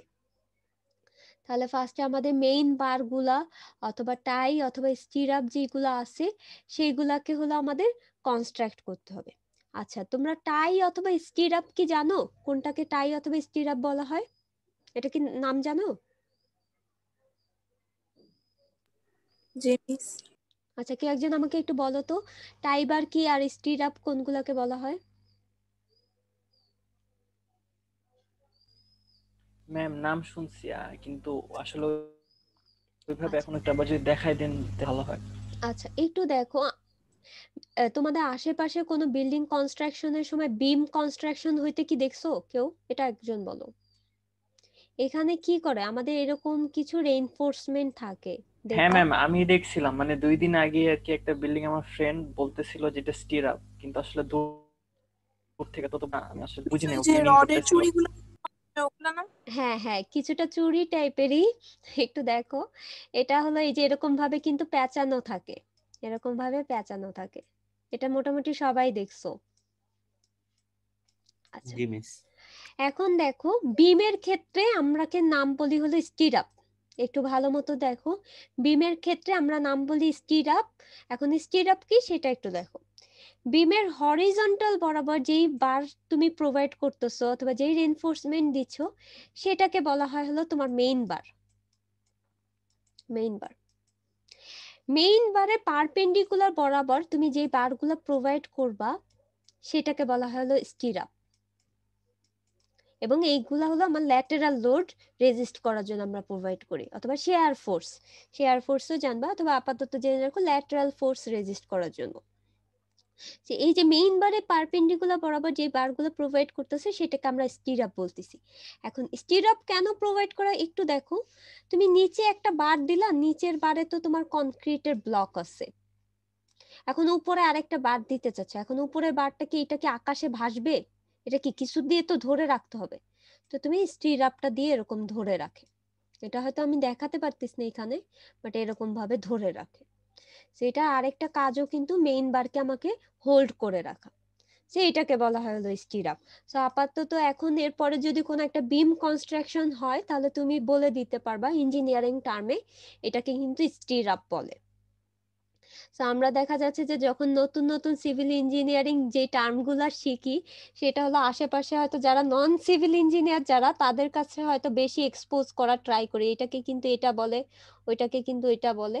তো তোমরা এখন এটা নিউ একটা টার্ম শিখলা, তো তোমাদের ফ্রেন্ডের সাথে কিন্তু এটা ডিসকাস করতে পারো যে এই নামটাকে অথবা এই মেম্বারটাকে এই জিনিসটাকে কিন্তু এটা বলা হয়। এখন দেখো আমি একটু টাইটা বলি। টাই জিনিসটা কিছু না, সেম জিনিস। বিমটাকে যদি আমি লম্বা ভাবে প্লেস করে দিই তখন এটাকে কি বলবো বলো তো? এই মেম্বারটাকে তখন কি বলবো? কলাম। Column, exactly. কলাম। হ্যাঁ, কলামের ক্ষেত্রেও আমাদের কি কিছু মেইন বার থাকে, এরকম বরাবর মেইন বার থাকে, এবং এই বরাবর কিছু আমাদের ভার্টিক্যাল অথবা পারপেন্ডিকুলার বরাবর কিছু বার থাকে। এইটাকে তখন বলা হয় হলো টাই। টাই অথবা স্পাইরাল যেটা আছে, স্পাইরালের ক্ষেত্রে স্পাইরাল, আপাতত টাই জেনে রাখো। তাহলে স্টিরাপ অথবা টাই বার তো বুঝতে পারছো তাই না? আচ্ছা, তাহলে এখানে পরের ফিগারটাতে দেখো, এই যে এটাকে বলা হচ্ছে হলো স্টিরাপ অথবা টাই বার। এখন দেখো এটা যেহেতু আমরা হরিজন্টালি রাখছি, আপাতত এটা কি বিমের মতো আছে, সেইটাকে তখন আমরা বলবো হলো এই যে স্টিরাপ। যখন এটা ভার্টিক্যালি প্লেস হবে তখন এটা কিন্তু আর টাই হয়ে যাবে। একই জিনিস, একই সিগনিফিকেন্স, একইভাবে রাখতেছো, বাট আমাদের প্লেসমেন্টের উপর ডিপেন্ড করতেছে কখন বিমে ইউজ করতেছি কখন কলামে ইউজ করতেছি। এরপরে যেটা সেটা হলো আমরা সিসি ব্লক রাখবো। সিসি ব্লকের মেইন পারপাসই হলো ক্লিয়ার কাভার দেওয়া, ক্লিয়ার কাভার মেইনটেইন করার জন্য, দেওয়া না মেইনটেনেন্সের জন্য। তারপরে কি করতেছে, শাটারিং দিচ্ছে। শাটারিং দেখো এই যে আমাদের এই যে যে স্টিলের যে ফ্রেম ওয়ার্কটা আছে অথবা ফ্রেম স্ট্রাকচারটা, এটাকে বলতেছে হলো শাটারিং। এই যে, এবং এটার ভিতরে দেখো আমরা আরসিসি প্লেস করছি, এবং এখানে অতটা দেখা যাচ্ছে না, বাট ভিতরে কিন্তু আমরা সিসি ব্লক রেখে দিব। তারপর হলো আমরা কনক্রিট ঢেলে দিব। এরপরে দেখো আমাদের এখানে আরেকটা জিনিস বলছে, insert steel cap for sharp edge at the driving end. তার মানে আমাদের এখানে দেখা যাচ্ছে যে আমরা যে যখন ইনসার্ট করতেছি, যেটা ড্রাইভিং এন্ড থাকতেছে, সেখানে হলো শার্প এজের একটা স্টিল ক্যাপ প্রোভাইড করা হয়। এই ফিগারে দেখা যাচ্ছে না, এই যে দেখো এই জিনিসটাকে বলা হচ্ছে হলো আমাদের স্টিল ক্যাপ অথবা পাইল ক্যাপ। পাইল ক্যাপ আরেক জিনিস, এটাকে বলা হচ্ছে হলো স্টিল ক্যাপ। এই স্টিল ক্যাপটা কেন প্রোভাইড করা হয় সেটা একটু দেখো। তুমি পাইলটাকে এরকম ভাবে প্লেস করতেছো, করার পরে তুমি দেখা যাচ্ছে যে এখান থেকে যখন লোড আসবে, এটা কিন্তু এইদিকে সরে যাওয়ার একটা সম্ভাবনা আছে, সেই কারণে একটু শার্প ক্রেজ অথবা শার্প এজ রাখা হয়, যেটা ইজিলি সে ল্যাটারাল লোড রেজিস্ট করতে পারে। এছাড়া এখানে যে টেনসাইল আমার ফোর্সটা আসবে এই যে সুপার স্ট্রাকচার থেকে, সেই টেনসাইল ফোর্সটা যাতে সে রেজিস্ট করতে পারে, সেই কারণে কিন্তু আমাদের স্টিলের ক্যাপ রাখা হয় বটম এজে অথবা ড্রাইভিং এন্ডে। এই যে দেখো থার্ড যে স্টেপটা আসতেছে, সেটা আমরা কনক্রিটটা কাস্টিং করে দিলাম। তারপরে আমাদের মেইন আদার্স যে কাজগুলো আমরা ইসের ক্ষেত্রে দেখে আসছি, ম্যাট ফাউন্ডেশনে কাস্টিং হয়ে গেলে আমরা কি করব, ভাইব্রেটিং করব, যাতে কোনো প্রকারে পোর না থাকে অথবা কম্প্যাকশনটা যাতে ঠিক মতো হয়। এরপরে হলো কোনো লেভেলার দিয়ে আমরা লেভেলিং করে দিব, আর লাস্টে হলো আমরা কিউরিং করে দিব। এই তিনটা স্টেপ মোটামুটি আমরা জানি, এই যে কয়েকটা স্টেপ। আর ইনিশিয়াল স্টেপে জাস্ট এতটুকু ডিফারেন্স। এটা হলো আমরা প্রি কাস্টেডটা দেখতেছি। আর কাস্টিং সিটুর ক্ষেত্রে সেম জিনিস, আমি এখানে একটা যে আমাদের কনক্রিটে যে ব্লকটা থাকে সেটা আমরা এখানে আর ইউজ করি না, ডাইরেক্ট হলো আমাদের একটা কেসিন থাকে, কেসিনের ভিতর দিয়ে তুমি রেইনফোর্সমেন্টটা প্রোভাইড করে দাও, এরপরে কনক্রিটের ভিতর ঢেলে দাও, তারপরে একটা সার্টেন ডেপথের জন্য তুমি রেখে দাও কিউরিং এর করার জন্য, অথবা কিউরিং তো ওভাবে করা যায় না, লেভেলার দিয়ে তুমি লেভেল করে দিবা ঠিক মতো। আর মাস্ট ভাইব্রেশন করতেই হবে। তাহলে দেখো মিস কেসিনটা কি? আচ্ছা কেসিংটা হলো, একটু দাঁড়াও আমি ফিগার দেখাই, তাহলে ফিগার দেখলে হয়তো বুঝতে পারবো। আচ্ছা এখানে ফিগারটা একটু পরে আছে, এই যে এইখানে দেখা আছে, একটু দেখো এই যে এখানে দেখো কাস্টিং সিটুতে এই যে যে কেসিন দ্বারা বোঝাচ্ছে হলো একটা পাইপ অথবা একটা কেস, যে কেসের ভিতরটা আমাদের একটা ফাঁকা ফ্রেম। থাকবে। হ্যাঁ, একটা ফ্রেম স্ট্রাকচার, যে ভিতরে আমাদের পাইপটা ফাঁকা থাকবে এবং এটার ভিতরে এই যে আমাদের রেইনফোর্সমেন্টটা আমরা প্রোভাইড করতেছি, এটাকে বলা হচ্ছিল কেসিং। এই যে এটা কেসিং বলতেছি আমরা।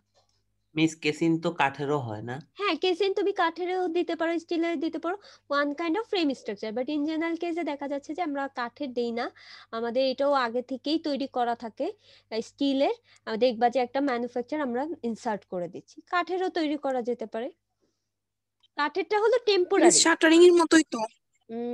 শাটারিং, হ্যাঁ কিছুটা শাটারিং এর মতো এক্স্যাক্টলি। আচ্ছা আরেকজন যে একটু কিন্তু মিস প্রোভাইড করে। বুঝি না, একটু আবার বলো। মিস শাটারিং ও তো ফ্রেম প্রোভাইড করে, হ্যাঁ কেসিং ও ফ্রেম প্রোভাইড করে, আচ্ছা তাহলে দুটো ডিফারেন্স কি? আচ্ছা একটু দাঁড়াও আমি শেষ করি। এখন দেখো কে একজন বললা যে টিম্বার, টিম্বার কিন্তু আমরা দিতে পারি, টিম্বার দিয়ে যে আমরা যে শাটারিংটা করতেছি সেটা কিন্তু পরে আমরা কিন্তু টিম্বারটা রাখতেছি না, আমরা টিম্বারটাকে কিন্তু রিমুভ করে দিচ্ছি, ঠিক আছে? এটা একটু বুঝো। টিম্বারটা যখন আমরা ফ্রেম ওয়ার্কটা তৈরি করতেছি, এটা জাস্ট আমাকে একটা শেপ দিচ্ছে। এখন তুমি একটু দেখো, এই যে যে তুমি এতটুক পোর্শন পর্যন্ত তুমি হলো মাটি খনন করলা অথবা এক্সক্যাভেশন করলা, কেসিনটা তুমি ঢোকানোর ফলে তুমি দেখতে পাচ্ছ যে তোমার পুরা ডেপথে কিন্তু এতটুকু ডায়ামিটারই মেইনটেইন হচ্ছে। বা তুমি যদি কেসিন ছাড়া ডাইরেক্ট রেইনফোর্সমেন্ট ইনসার্ট করে দাও, আমার এই যে যে কনক্রিটের যে পাইলটা তৈরি হবে সেটা ডায়ামিটার কিন্তু ইকুয়াল থাকবে না। তুমি যখন এটার ভিতর কনক্রিট ঢেলে দিবা, কেসিনের কারণে কিন্তু তুমি একটা মানে ডায়ামিটার পাচ্ছ, যে ডায়ামিটারটা ইউনিফর্মলি মেইনটেইন হচ্ছে সার্টেন ডেপথ পর্যন্ত। এই যে এতটুকু পোর্শন পর্যন্ত কেসিনের কারণে তোমার ফুল যে পাইলটা ড্রাইভ করতেছো এতটুকু পোর্শন পর্যন্ত ডায়ামিটার সে মেইনটেইন হচ্ছে। বাট উইদাউট কেসিন তুমি যদি রেইনফোর্সমেন্ট ডাইরেক্ট প্রোভাইড করে দিলা, আমার এটা সারাউন্ডিংসে কি সয়েল আছে, সো তুমি যখন কনক্রিটিংটা করতেছো কনক্রিটিং সয়েল একসাথে অ্যাটাচড হয়ে যাবে। এখানে অনেক সময় কেমিক্যাল রিয়াকশনও হতে পারে, সয়েলের ভিতরে অনেক অর্গানিক মিনারেল কন্টেন্টও থাকতে পারে।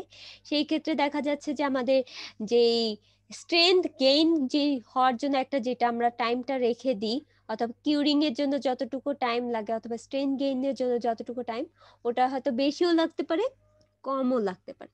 বাট মেইনলি কেসিনটা কিন্তু একটা ইউনিফর্ম আমাদের শেপ প্রোভাইড করতেছে এটা। আর আরেকজন কোশ্চেনটা একটু কি যেন করলা, একটু বলো তো। মিস আমি কি কোশ্চেন করছিলে একটু বলো তো। মিসিং হলো গিয়ে ফ্রেম শাটারিং এর ডিফারেন্স। শাটারিং আর কিসের ডিফারেন্স? মিস শাটারিং তো টেম্পোরারি, আর না কেসিংটা মনে হয় পালে ওখানে রেখে দেওয়া হ্যাঁ, এটা কিন্তু আমরা এটা ইনজেক্ট করতেছি না অথবা ওটা নিয়ে আসতেছি না, এটা কিন্তু আমরা তুলে ফেলতেছি না, একদম ডাইরেক্ট রেখে দিচ্ছি। একটু আগেই বললাম যে আমরা যে শাটারিংটা করি, ফ্রেমওয়ার্কটা তৈরি করি, এটা অনেক সময় আমাদের পার্মানেন্টও হতে পারে, টেম্পোরারিও হতে পারে, ঠিক আছে।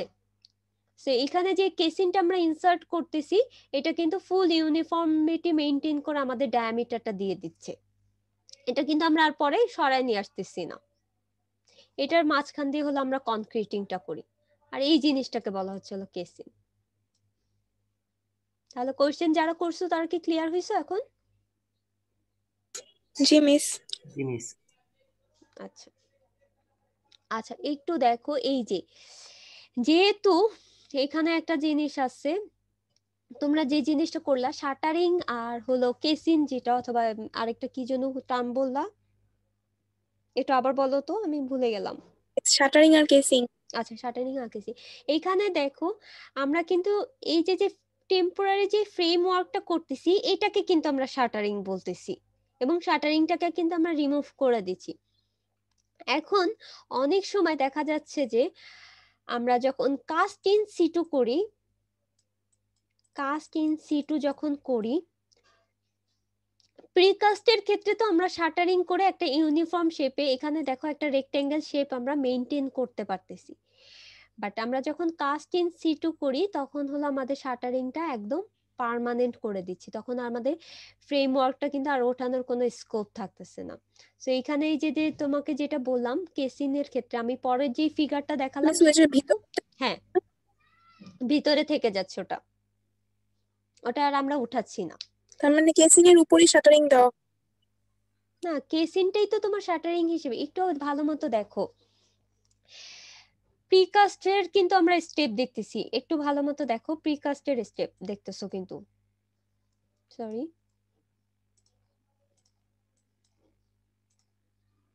প্রিকাস্টের স্টেপটা দেখতেছো। প্রিকাস্ট মানে কি সেটা আগে বলো, কে একজন বলো প্রিকাস্ট মানে কি। আগেই কাস্টিং করে রাখবে। হ্যাঁ, আগেই কাস্টিং করে রাখবে।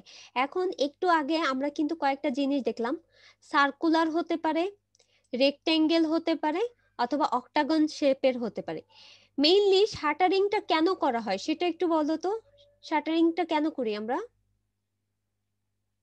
যাতে ইউনিফর্মলি ডিস্ট্রিবিউটেড হতে একটা পারে। ইউনিফর্ম শেপ যাতে মেইনটেইন হয় সেই কারণে দেখো আমরা শাটারিংটা করছিলাম। এই যে দেখো এখানে কিন্তু ইউনিফর্ম শেপের একটা রেক্টেঙ্গেলের পাইল প্রডিউস হলো। এরপরে আমাদের ধরো এটা একটু দেখি পরের ফিগারটাতে, এই যে দেখো আমরা লেভেলিং করে দিলাম, তারপরে এরকম রেখে দিচ্ছি, কিউরিং এর জন্য রেখে দিচ্ছি, আর এটা হলো আমাদের ইন ক্যাপ, যেটা স্টিলের ক্যাপ। এইটাকে বলতেছিল আমরা প্রিকাস্ট, আগেই কাস্টিং করে রেখে দিচ্ছি। এখন এটা আমাদের কনস্ট্রাকশন সাইট, আমরা এইখান থেকে পাইলটা নিয়ে ডাইরেক্ট হলো ইনসার্ট করে দিতে পারি, এবং আমরা তখন বলতে পারি যে এটা আমাদের একটা রেক্টেঙ্গেল শেপে। বাট যখন cast in situ, cast in situ মানে কি সেটা একজন বলো। কাস্ট ইন সিটু মানে কি? যেটা হচ্ছে আমরা এখানে যে করব ওইখানে হুম এখন ধরো তুমি এখানে একটা আমাদের সার্কুলার পাইল তুমি ইনসার্ট করতে চাচ্ছ এবং কাস্ট ইন সিটু স্টেপ। তো কাস্ট ইন সিটু স্টেপে তোমার যে সয়েল লেয়ারটা আছে সেখানে কি ধরে নাও যে 10 ফিট পর্যন্ত তুমি পাইলটা ড্রাইভ করতে চাচ্ছ, তাহলে 10 ফিট পর্যন্ত কি একটা সার্কুলার সার্টেন ডেপথ কি তোমার মেইনটেইন করতে হবে। সেই সার্টেন ডেপথ মেইনটেইন করার জন্য আমরা একটা কেসিন ইনসার্ট করি। কেসিন ইনসার্ট করার পরে এরপরে হলো আমরা রিইনফোর্সমেন্ট দিয়ে দিই, তারপরে হলো কনক্রিট দিয়ে দিই। এবং এই ফুল আমাদের কনস্ট্রাকশন যে স্টেপ যে মেথড তখন এটাকে আমরা বলতেছি হলো কাস্ট ইন সিটু। এখন দেখো প্রিকাস্টে আমরা যেরকম ফ্রেমওয়ার্কটা রিমুভ করতে পারতেছিলাম অথবা এরকম ভাবে রেখে দিতে পারতেছিলাম, কাস্ট ইন সিটুতে আর আমরা রেখে দেওয়ার কোনো স্কোপ নেই। ডাইরেক্ট হলো আমরা একটা কেসিন ইনসার্ট করে আমরা ইউনিফর্ম ডায়ামিটার অথবা ইউনিফর্ম শেপ মেইনটেইন করা ট্রাই করি। এটাই মেইন বেসিক যে ডিফারেন্স অথবা পার্থক্য। তাহলে এখন কি বুঝতে পারছো যে যারা কোশ্চেন করছিল অথবা আমি কি বুঝাতে পারছি?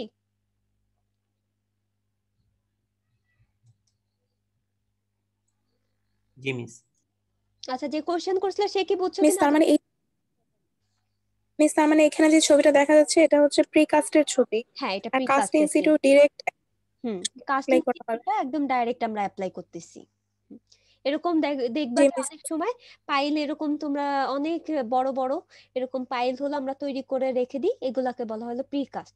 তো আমাদের যখন কনস্ট্রাকশন করতে হবে এখান থেকে আমরা ডাইরেক্ট ট্রান্সপোর্ট করে নিয়ে যাব, এটাই।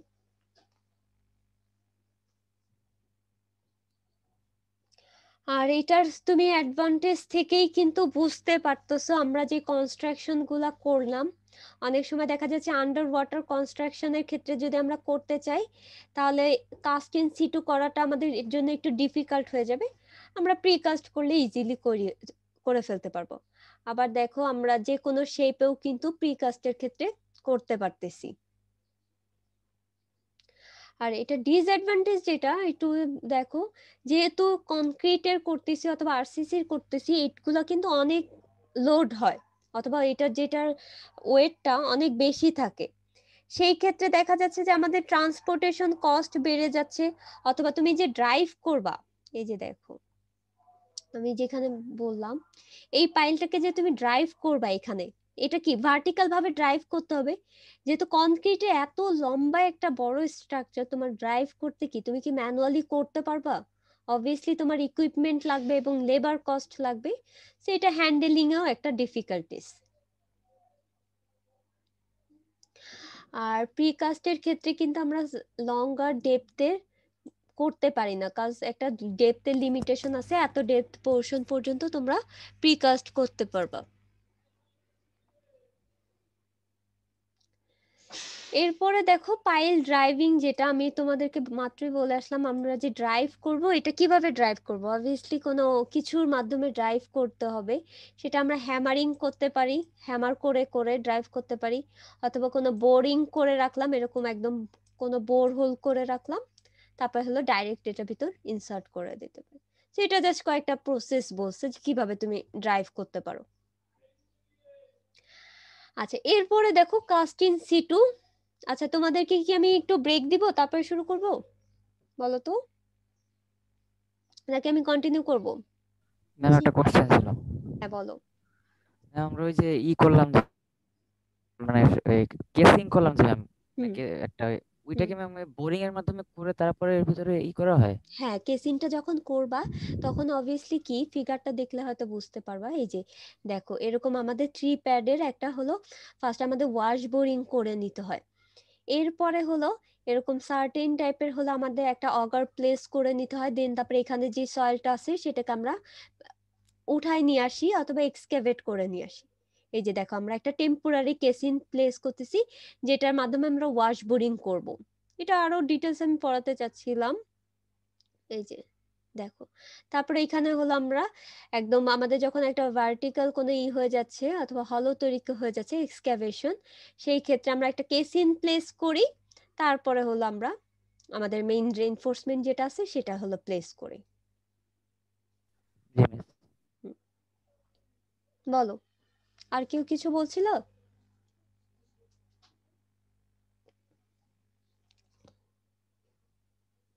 আচ্ছা, আমি তাহলে শুরু করি, আপাতত শুরু করতে থাকি, দেন দেখি তোমাদের যদি কোনো ব্রেকের প্রয়োজন হয় তাহলে আমাকে বলো। আচ্ছা, কাস্ট ইন সিটুর ক্ষেত্রে এতক্ষণ কিন্তু বলেই আসছি, এই যে মাত্র যা পড়লাম সবই কিন্তু আমি বলে আসতেছি, জাস্ট এরপরে তুমি হলো অ্যাপ্লিকেশন গুলা কিন্তু দেখতে পাচ্ছ। যেটা আমরা কনস্ট্রাকশন, যেটা আমাদের সাইট আছে সেখানেই যদি আমরা সব কাজ কমপ্লিট করি, এই টাইপের আমাদের কনস্ট্রাকশনকে বলা হয় হলো cast in situ.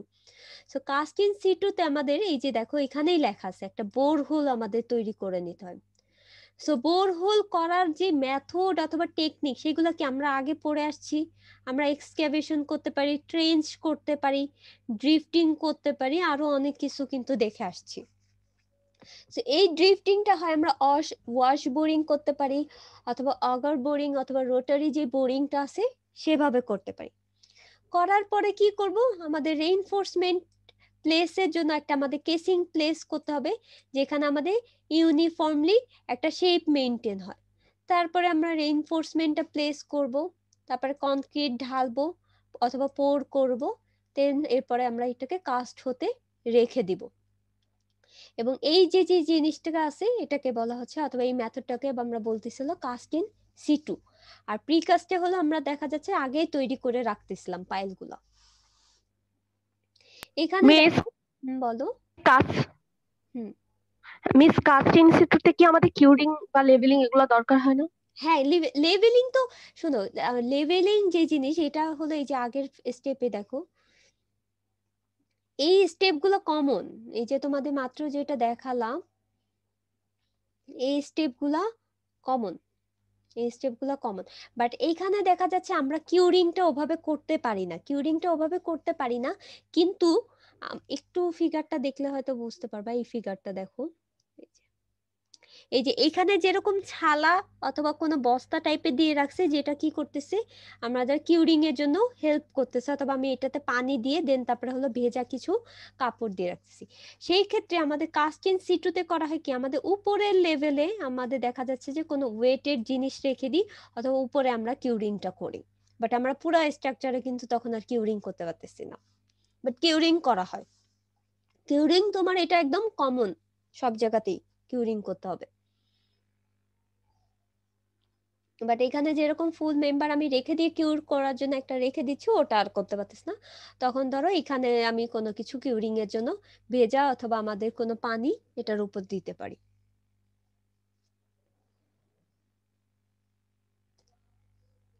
Ma'am, caste institute থেকে বোঝার কোনো ওয়ে আছে যে ভিতরে প্রপার কিউরিংটা হয়েছে কিনা? আচ্ছা, কিউরিং শুনো, তোমাদের প্রি কাস্টের ক্ষেত্রেও কিন্তু এরকম নেই যে তুমি কিন্তু বুঝতে পারবা না যে প্রপারলি কিউরিং হয়েছে কি হয় না। কিউরিংটা আমরা কেন করি সেটা একটু বলো তো। হাইড্রেশন রিঅ্যাকশনটা হাইড্রেশন রিয়াকশনটা যাতে ঠিক মতো হয় এরকম না, আমরা যখন ওয়াটার অ্যাড করি সিমেন্টে তখনই কিন্তু হাইড্রেশন রিয়াকশন শুরু হয়ে যায় এবং আস্তে আস্তে স্ট্রেংথ গেইন করে। সো যখন হাইড্রেশন রিয়াকশন তখন দেখা যাচ্ছে পানি ইভাপোরেট হয়ে যায়, কিন্তু ওয়াটার যেটা আছে হিট সেটা, প্রডিউস করে। হ্যাঁ, ইভাপোরেট হয়ে গেলে তো তাহলে আমাদের যে রিয়াকশন কমপ্লিট হওয়ার জন্য যতটুকু ওয়াটার প্রয়োজন ছিল সেটা কি আমাদের ইনঅ্যাডিকুয়েট হয়ে যাবে অথবা সাফিসিয়েন্ট থাকবে না। সেই ক্ষেত্রে আমরা এক্সট্রা পানিটা অ্যাড করতেছি। বাট ইন জেনারেল কেসে তুমি যখন কনক্রিটটা তৈরি করতেছো তখন কিন্তু ওয়াটার দিচ্ছ, এবং ওয়াটার সিমেন্টের কিন্তু একটা রেশিও আছে, এই রেশিও মেনটেন করেই কিন্তু তুমি ওয়াটারটা দিচ্ছ। বাট একদম আমাদের স্ট্রেনটা যাতে ভালো মতো প্রপার গেইন করে সেটার জন্য আমরা এক্সট্রা ভাবে কিউরিংটা করি। এমন না যে কিউরিং এর একটা আছে যে আমি দেখে বুঝতে পারবো যে অ্যাকুরেটলি প্রপারলি কিউরিং হয়েছে, এরকম কিছু না। ঠিক আছে, কিউরিংটা মেইনলি করা হয় আমাদের স্ট্রেনটা যাতে আরো ভালো হয় অথবা আরো বেশি যাতে পায়, অথবা ইভাপোরেশন, ওয়াটার ইভাপোরেশন যখন হয়ে যাবে তখন কিন্তু ক্র্যাক ফর্ম করবে। এই যে পানি যদি ঠিক মতো কনক্রিট না পায় এই বরাবর কিন্তু ক্র্যাক ফর্ম হয়ে যায়। সো ক্র্যাক যাতে ফর্মেশন না হয় এই কারণে জাস্ট আমরা পানিটা দিই।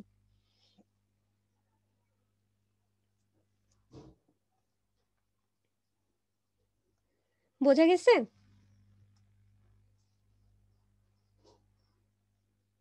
জি মিস।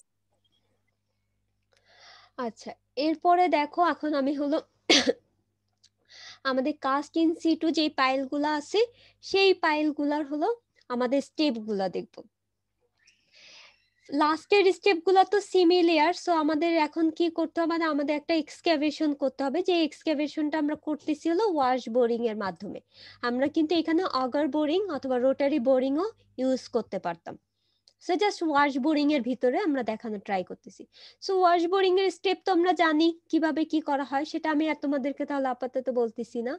এই যে দেখো, আমরা একটা অগার প্লেস করতেছি, সেন্টারিং করে নিতে হয় যাতে ঠিক মতো এটা প্লেস হচ্ছে কিনা। এরপর আমরা একটা কেসিন প্লেস করি, এবং এই কেসিনটা কিন্তু টেম্পোরারি কেসিন।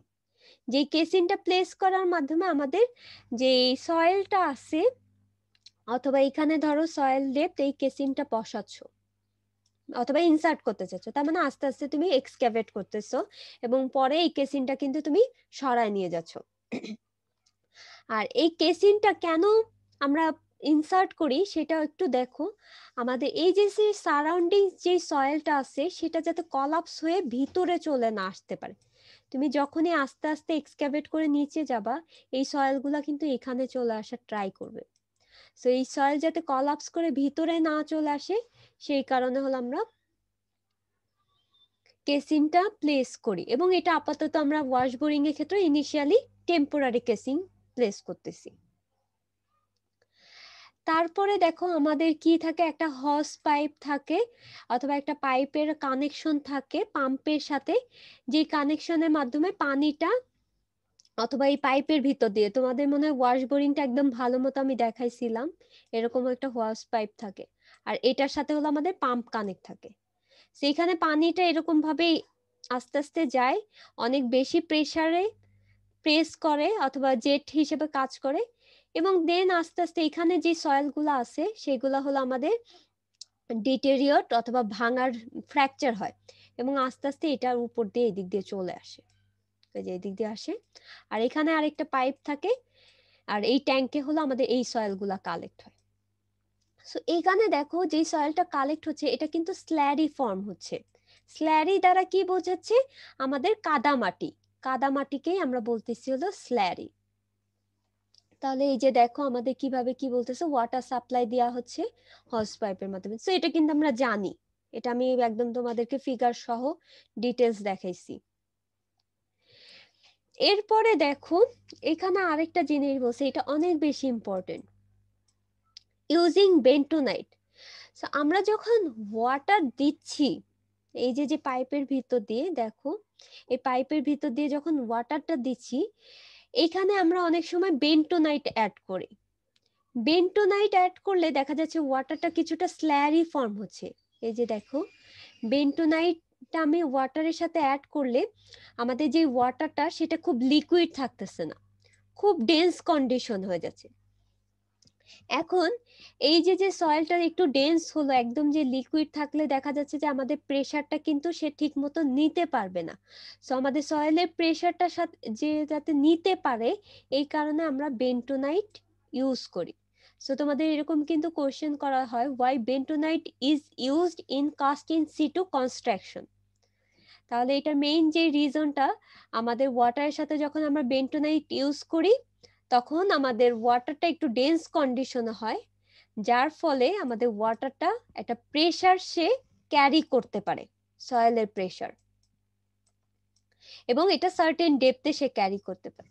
তাহলে তুমি ফিগারটা থেকে একটু যদি দেখো, এটা যদি খুব লিকুইড টাইপের হয় তাহলে কিন্তু সে সয়েলের প্রেসারটা নিতে পারবে না। এখন এখানেও একটু ডেন্স টাইপের সয়েল আছে অথবা স্ল্যারি আছে, এখানেও সয়েল আছে, তো তখন দেখা যাচ্ছে এই সয়েলের প্রেসারটা সে নিতে পারবে। দ্যাটস ওয়াই আমরা বেন্টোনাইটটা ইউজ করি। এই যে দেখো আমরা যখন অ্যাড করতেছি হস পাইপের মাধ্যমে, আমাদের এই পাশে কিন্তু পুরাটা একদম স্ল্যারি ফরমেশনে আছে। সো এটা কি আমরা স্ল্যারিটা পাচ্ছি হলো বেন্টোনাইট ইউজের মাধ্যমে। আর এর ভিতরে এটা দেখো, এই যে কিন্তু টেম্পোরারি কেসিংটা ছিল, এবং তাহলে এখানে কি সেই প্রেসারটা কি নিতে পারবে, সয়েলের প্রেসারটা, যখন আমরা বেন্টোনাইটটা ইউজ করতেছি। আর এরপরে বাকি যেই জিনিসগুলো আছে একদম কমন, এটা আর বলার মতো কিছু নাই। এই যে দেখো, এটাকে আমাদের মেইন বার বলে। আর এই যে যে জিনিসগুলো আছে এটাকে আমাদের বলা হলো টাই অথবা স্পাইরাল। এখন স্পাইরাল জিনিসটা কি সেটা আমি একটু তোমাদেরকে বলি। আচ্ছা, স্পাইরাল জিনিসটা হলো আমাদের এই জিনিসটা অনেক সময় দেখা যাচ্ছে এরকম স্পাইরাল ওয়েতে আমরা প্লেস করে থাকি, আবার যদি সার্কুলার ওয়েতে এরকম ভাবে প্লেস করে থাকো তখন এটাকে বলা হলো টাই। তো আমাদের শেপের উপর ডিপেন্ড করতেছে, যে তুমি সার্কুলার শেপে যদি দাও তখন এটাকে আমরা টাই বলি, আর এরকম যদি কয়েলের মতো স্পাইরাল শেপে যদি এরকম ভাবে প্লেস করো তখন এটাকে স্পাইরাল বলা হয়। But both reinforcement are used in column অথবা ভার্টিক্যাল যে আমরা মেম্বারে ইউজ করতেছি সেখানে আমরা বলি এটা। বাট এটা যখনই আমাদের বিম হয়ে যাবে বিমে তখন এটাকে আমরা স্টির আপ বলি, আর স্টির আপে কখনো আমরা স্পাইরাল ইউজ করি না, এবং সার্কুলারও ইউজ করা হয় না, বেশিরভাগ ক্ষেত্রে দেখা যায় যে রেক্টেঙ্গেলে স্টির আপ থাকে। তাহলে এখানে দেখো এই যে যে কথাবার্তাগুলো আছে আমাদের স্টির আপ দেওয়া লাগতেছে, সরি আমরা রেইনফোর্সমেন্ট আমাদের দেখা যাচ্ছে সার্টেন ডেপথ পর্যন্ত যদি লাগে আমরা কাট করি, তারপরে হলো স্পাইরাল রড লাগলে স্পাইরাল দিই, হরিজন্টাল রড লাগলে হরিজন্টাল দিই, সিসি ব্লকও দিতে পারি, তারপরে হলো একটা হোল আমাদের প্লেস করি রেইনফোর্সমেন্টটা এই যে হোলে।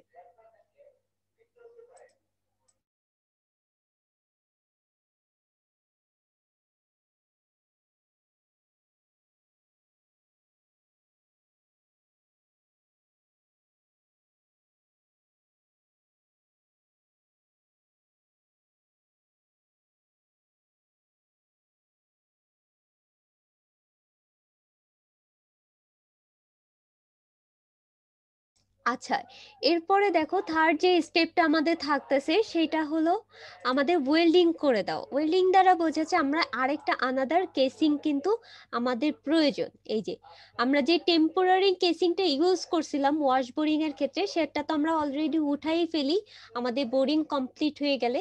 এরপরে হলো আমরা একটা ওয়েল্ডিং এর অথবা একটা কেসিং ইনসার্ট করে দিই, এটা স্টিলের হয়, মোস্ট প্রবাবলি স্টিলের হয়। আর দেখো আমাদের যে রেইনফোর্সমেন্টটা আগে আমরা তৈরি করে আসছি সেটা হলো আমরা এই কেসিনের ভিতর ইনসার্ট করে দিচ্ছি।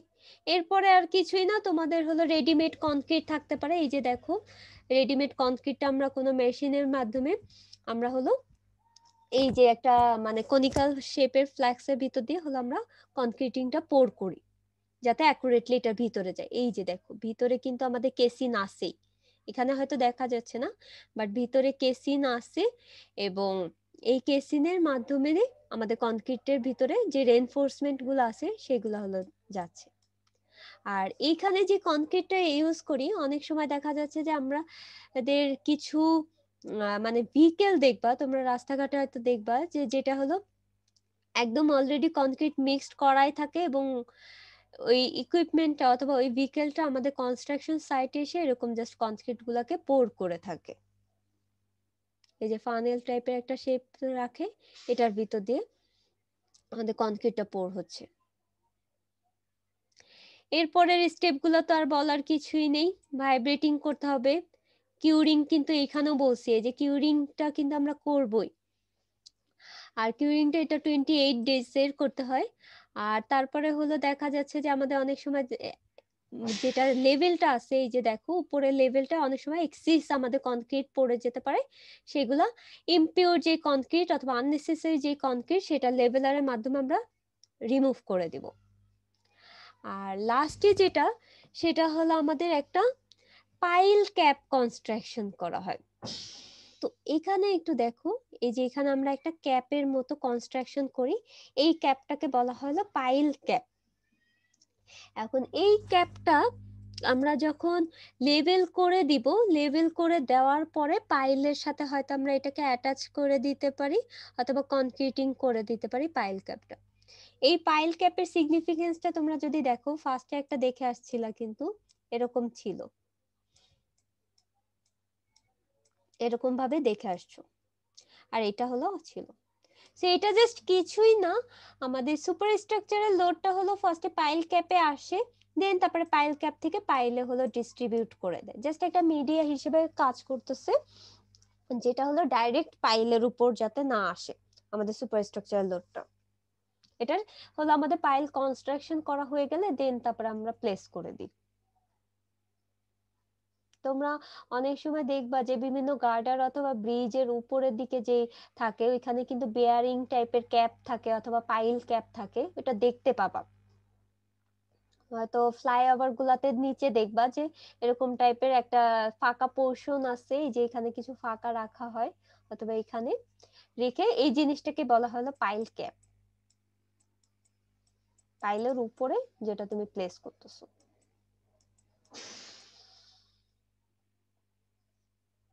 তাহলে এই ছিল মোটামুটি আমাদের পাইল ফাউন্ডেশন।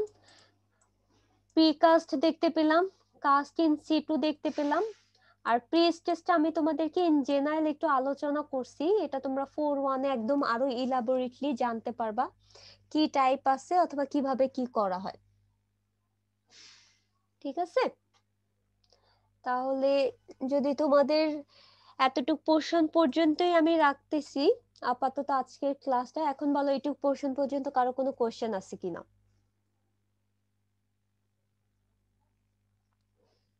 মিস বেটার আর ফেন্ডারটা আরেকবার বলবেন? কোনটা একটু? মিস ওই যে বেটার আর ফেন্ডার পাইল যেটা আচ্ছা, ফাংশন এটা আমি ওয়াইজ ছিল। তোমাদেরকে ফিগার দেখাই, তাহলে ফিগার দেখলে তোমরা হয়তো বুঝতে পারবা। আমি বেটার ফ্লেন্ডার পাইলের ফিগারটা নামাইনি, একটু তোমাদের ফিগারটা দেখাচ্ছি।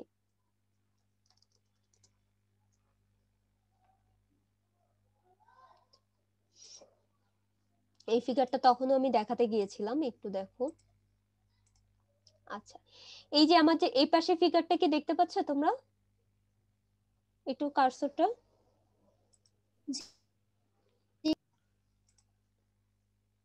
আচ্ছা, এইখানে দেখো আমাদের কি করছে, এইখানে আমাদের সয়েল আছে, এখানে হলো আমাদের পানি আছে।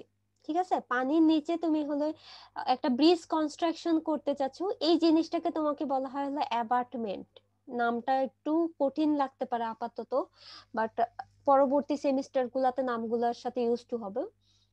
এই জিনিসটাকে আমরা বলি হলো অ্যাবার্টমেন্ট, এবং নিচে হলো তোমার এই যে ফাউন্ডেশন দেওয়া হয়েছে, এই যে ফাউন্ডেশন দেওয়া হয়েছে।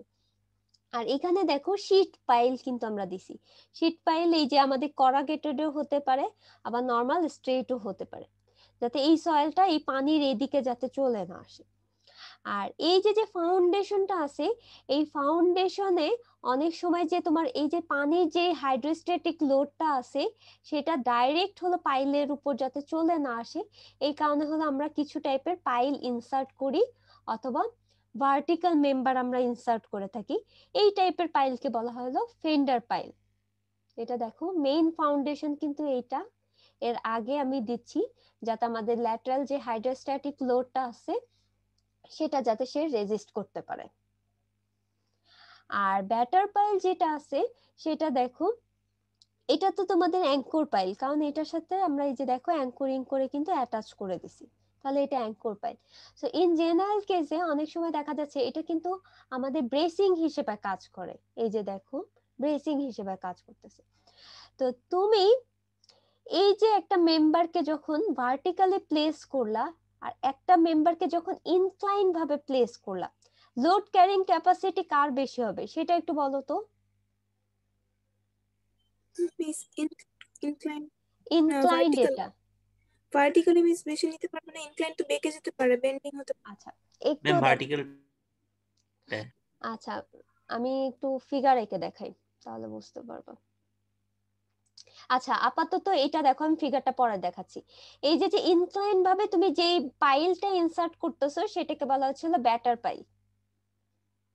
তো ফেন্ডার পাইল আর ব্যাটার পাইল তো বুঝতে পারছো তাই না? এটুকু বুঝছো কিনা আগে সেটা বলো, তারপর আমি ফিগার দেখাচ্ছি। মিস ফেন্ডার পাইলটা আরেকবার বলেন। আচ্ছা, ফেন্ডার পাইলটা হলো দেখা যাচ্ছে যে তুমি আন্ডার ওয়াটার কনস্ট্রাকশন অথবা কোনো ব্রিজ কনস্ট্রাকশন করলা, সেখানে কি তোমার ফাউন্ডেশন দিতে হচ্ছে, এই যে সেই ফাউন্ডেশনটা। সো অনেক সময় এই ফাউন্ডেশনটাকে তোমার হাইড্রোস্ট্যাটিক এক্সিস লোড অথবা এক্সিস প্রেসার থেকে তোমার রেজিস্ট করানোর জন্য তুমি আরেকটা মেম্বার দিচ্ছ। ফার্স্টে আমাদের হাইড্রোস্ট্যাটিক লোডটা কিসে আসবে? এইখানে আসবে, এই পাইলে আসবে, দেন তারপরে এই পাইলে যাবে।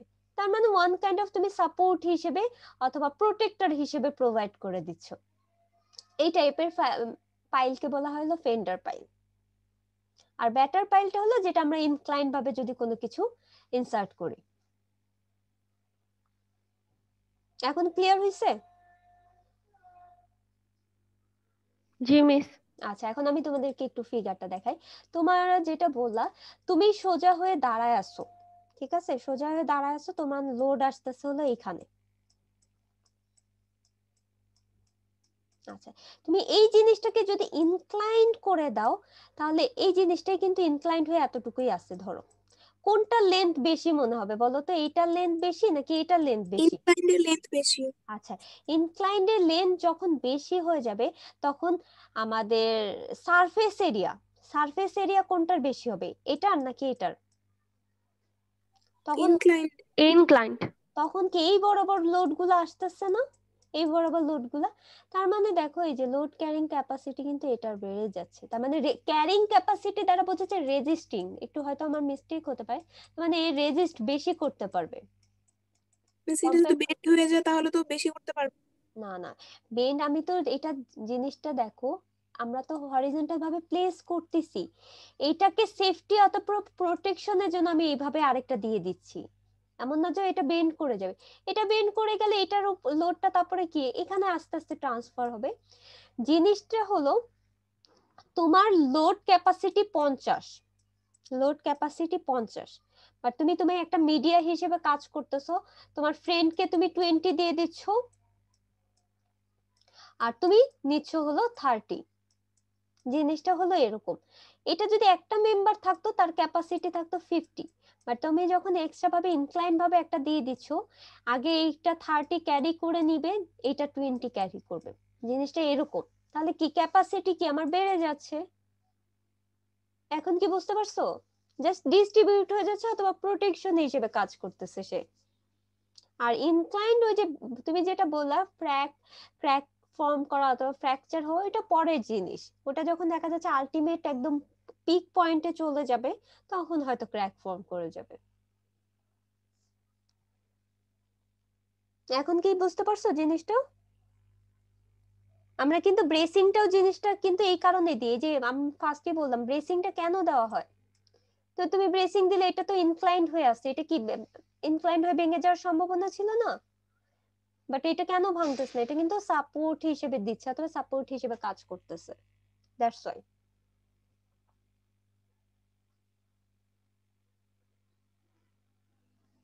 এখন কি বোঝা গেছে অথবা ক্লিয়ার হয়েছে সবাই? জি মিস। আচ্ছা ঠিক আছে, আর কারো কি কোনো কোশ্চেন আছে? আমি তাহলে শেয়ারিংটা অফ করতেছি।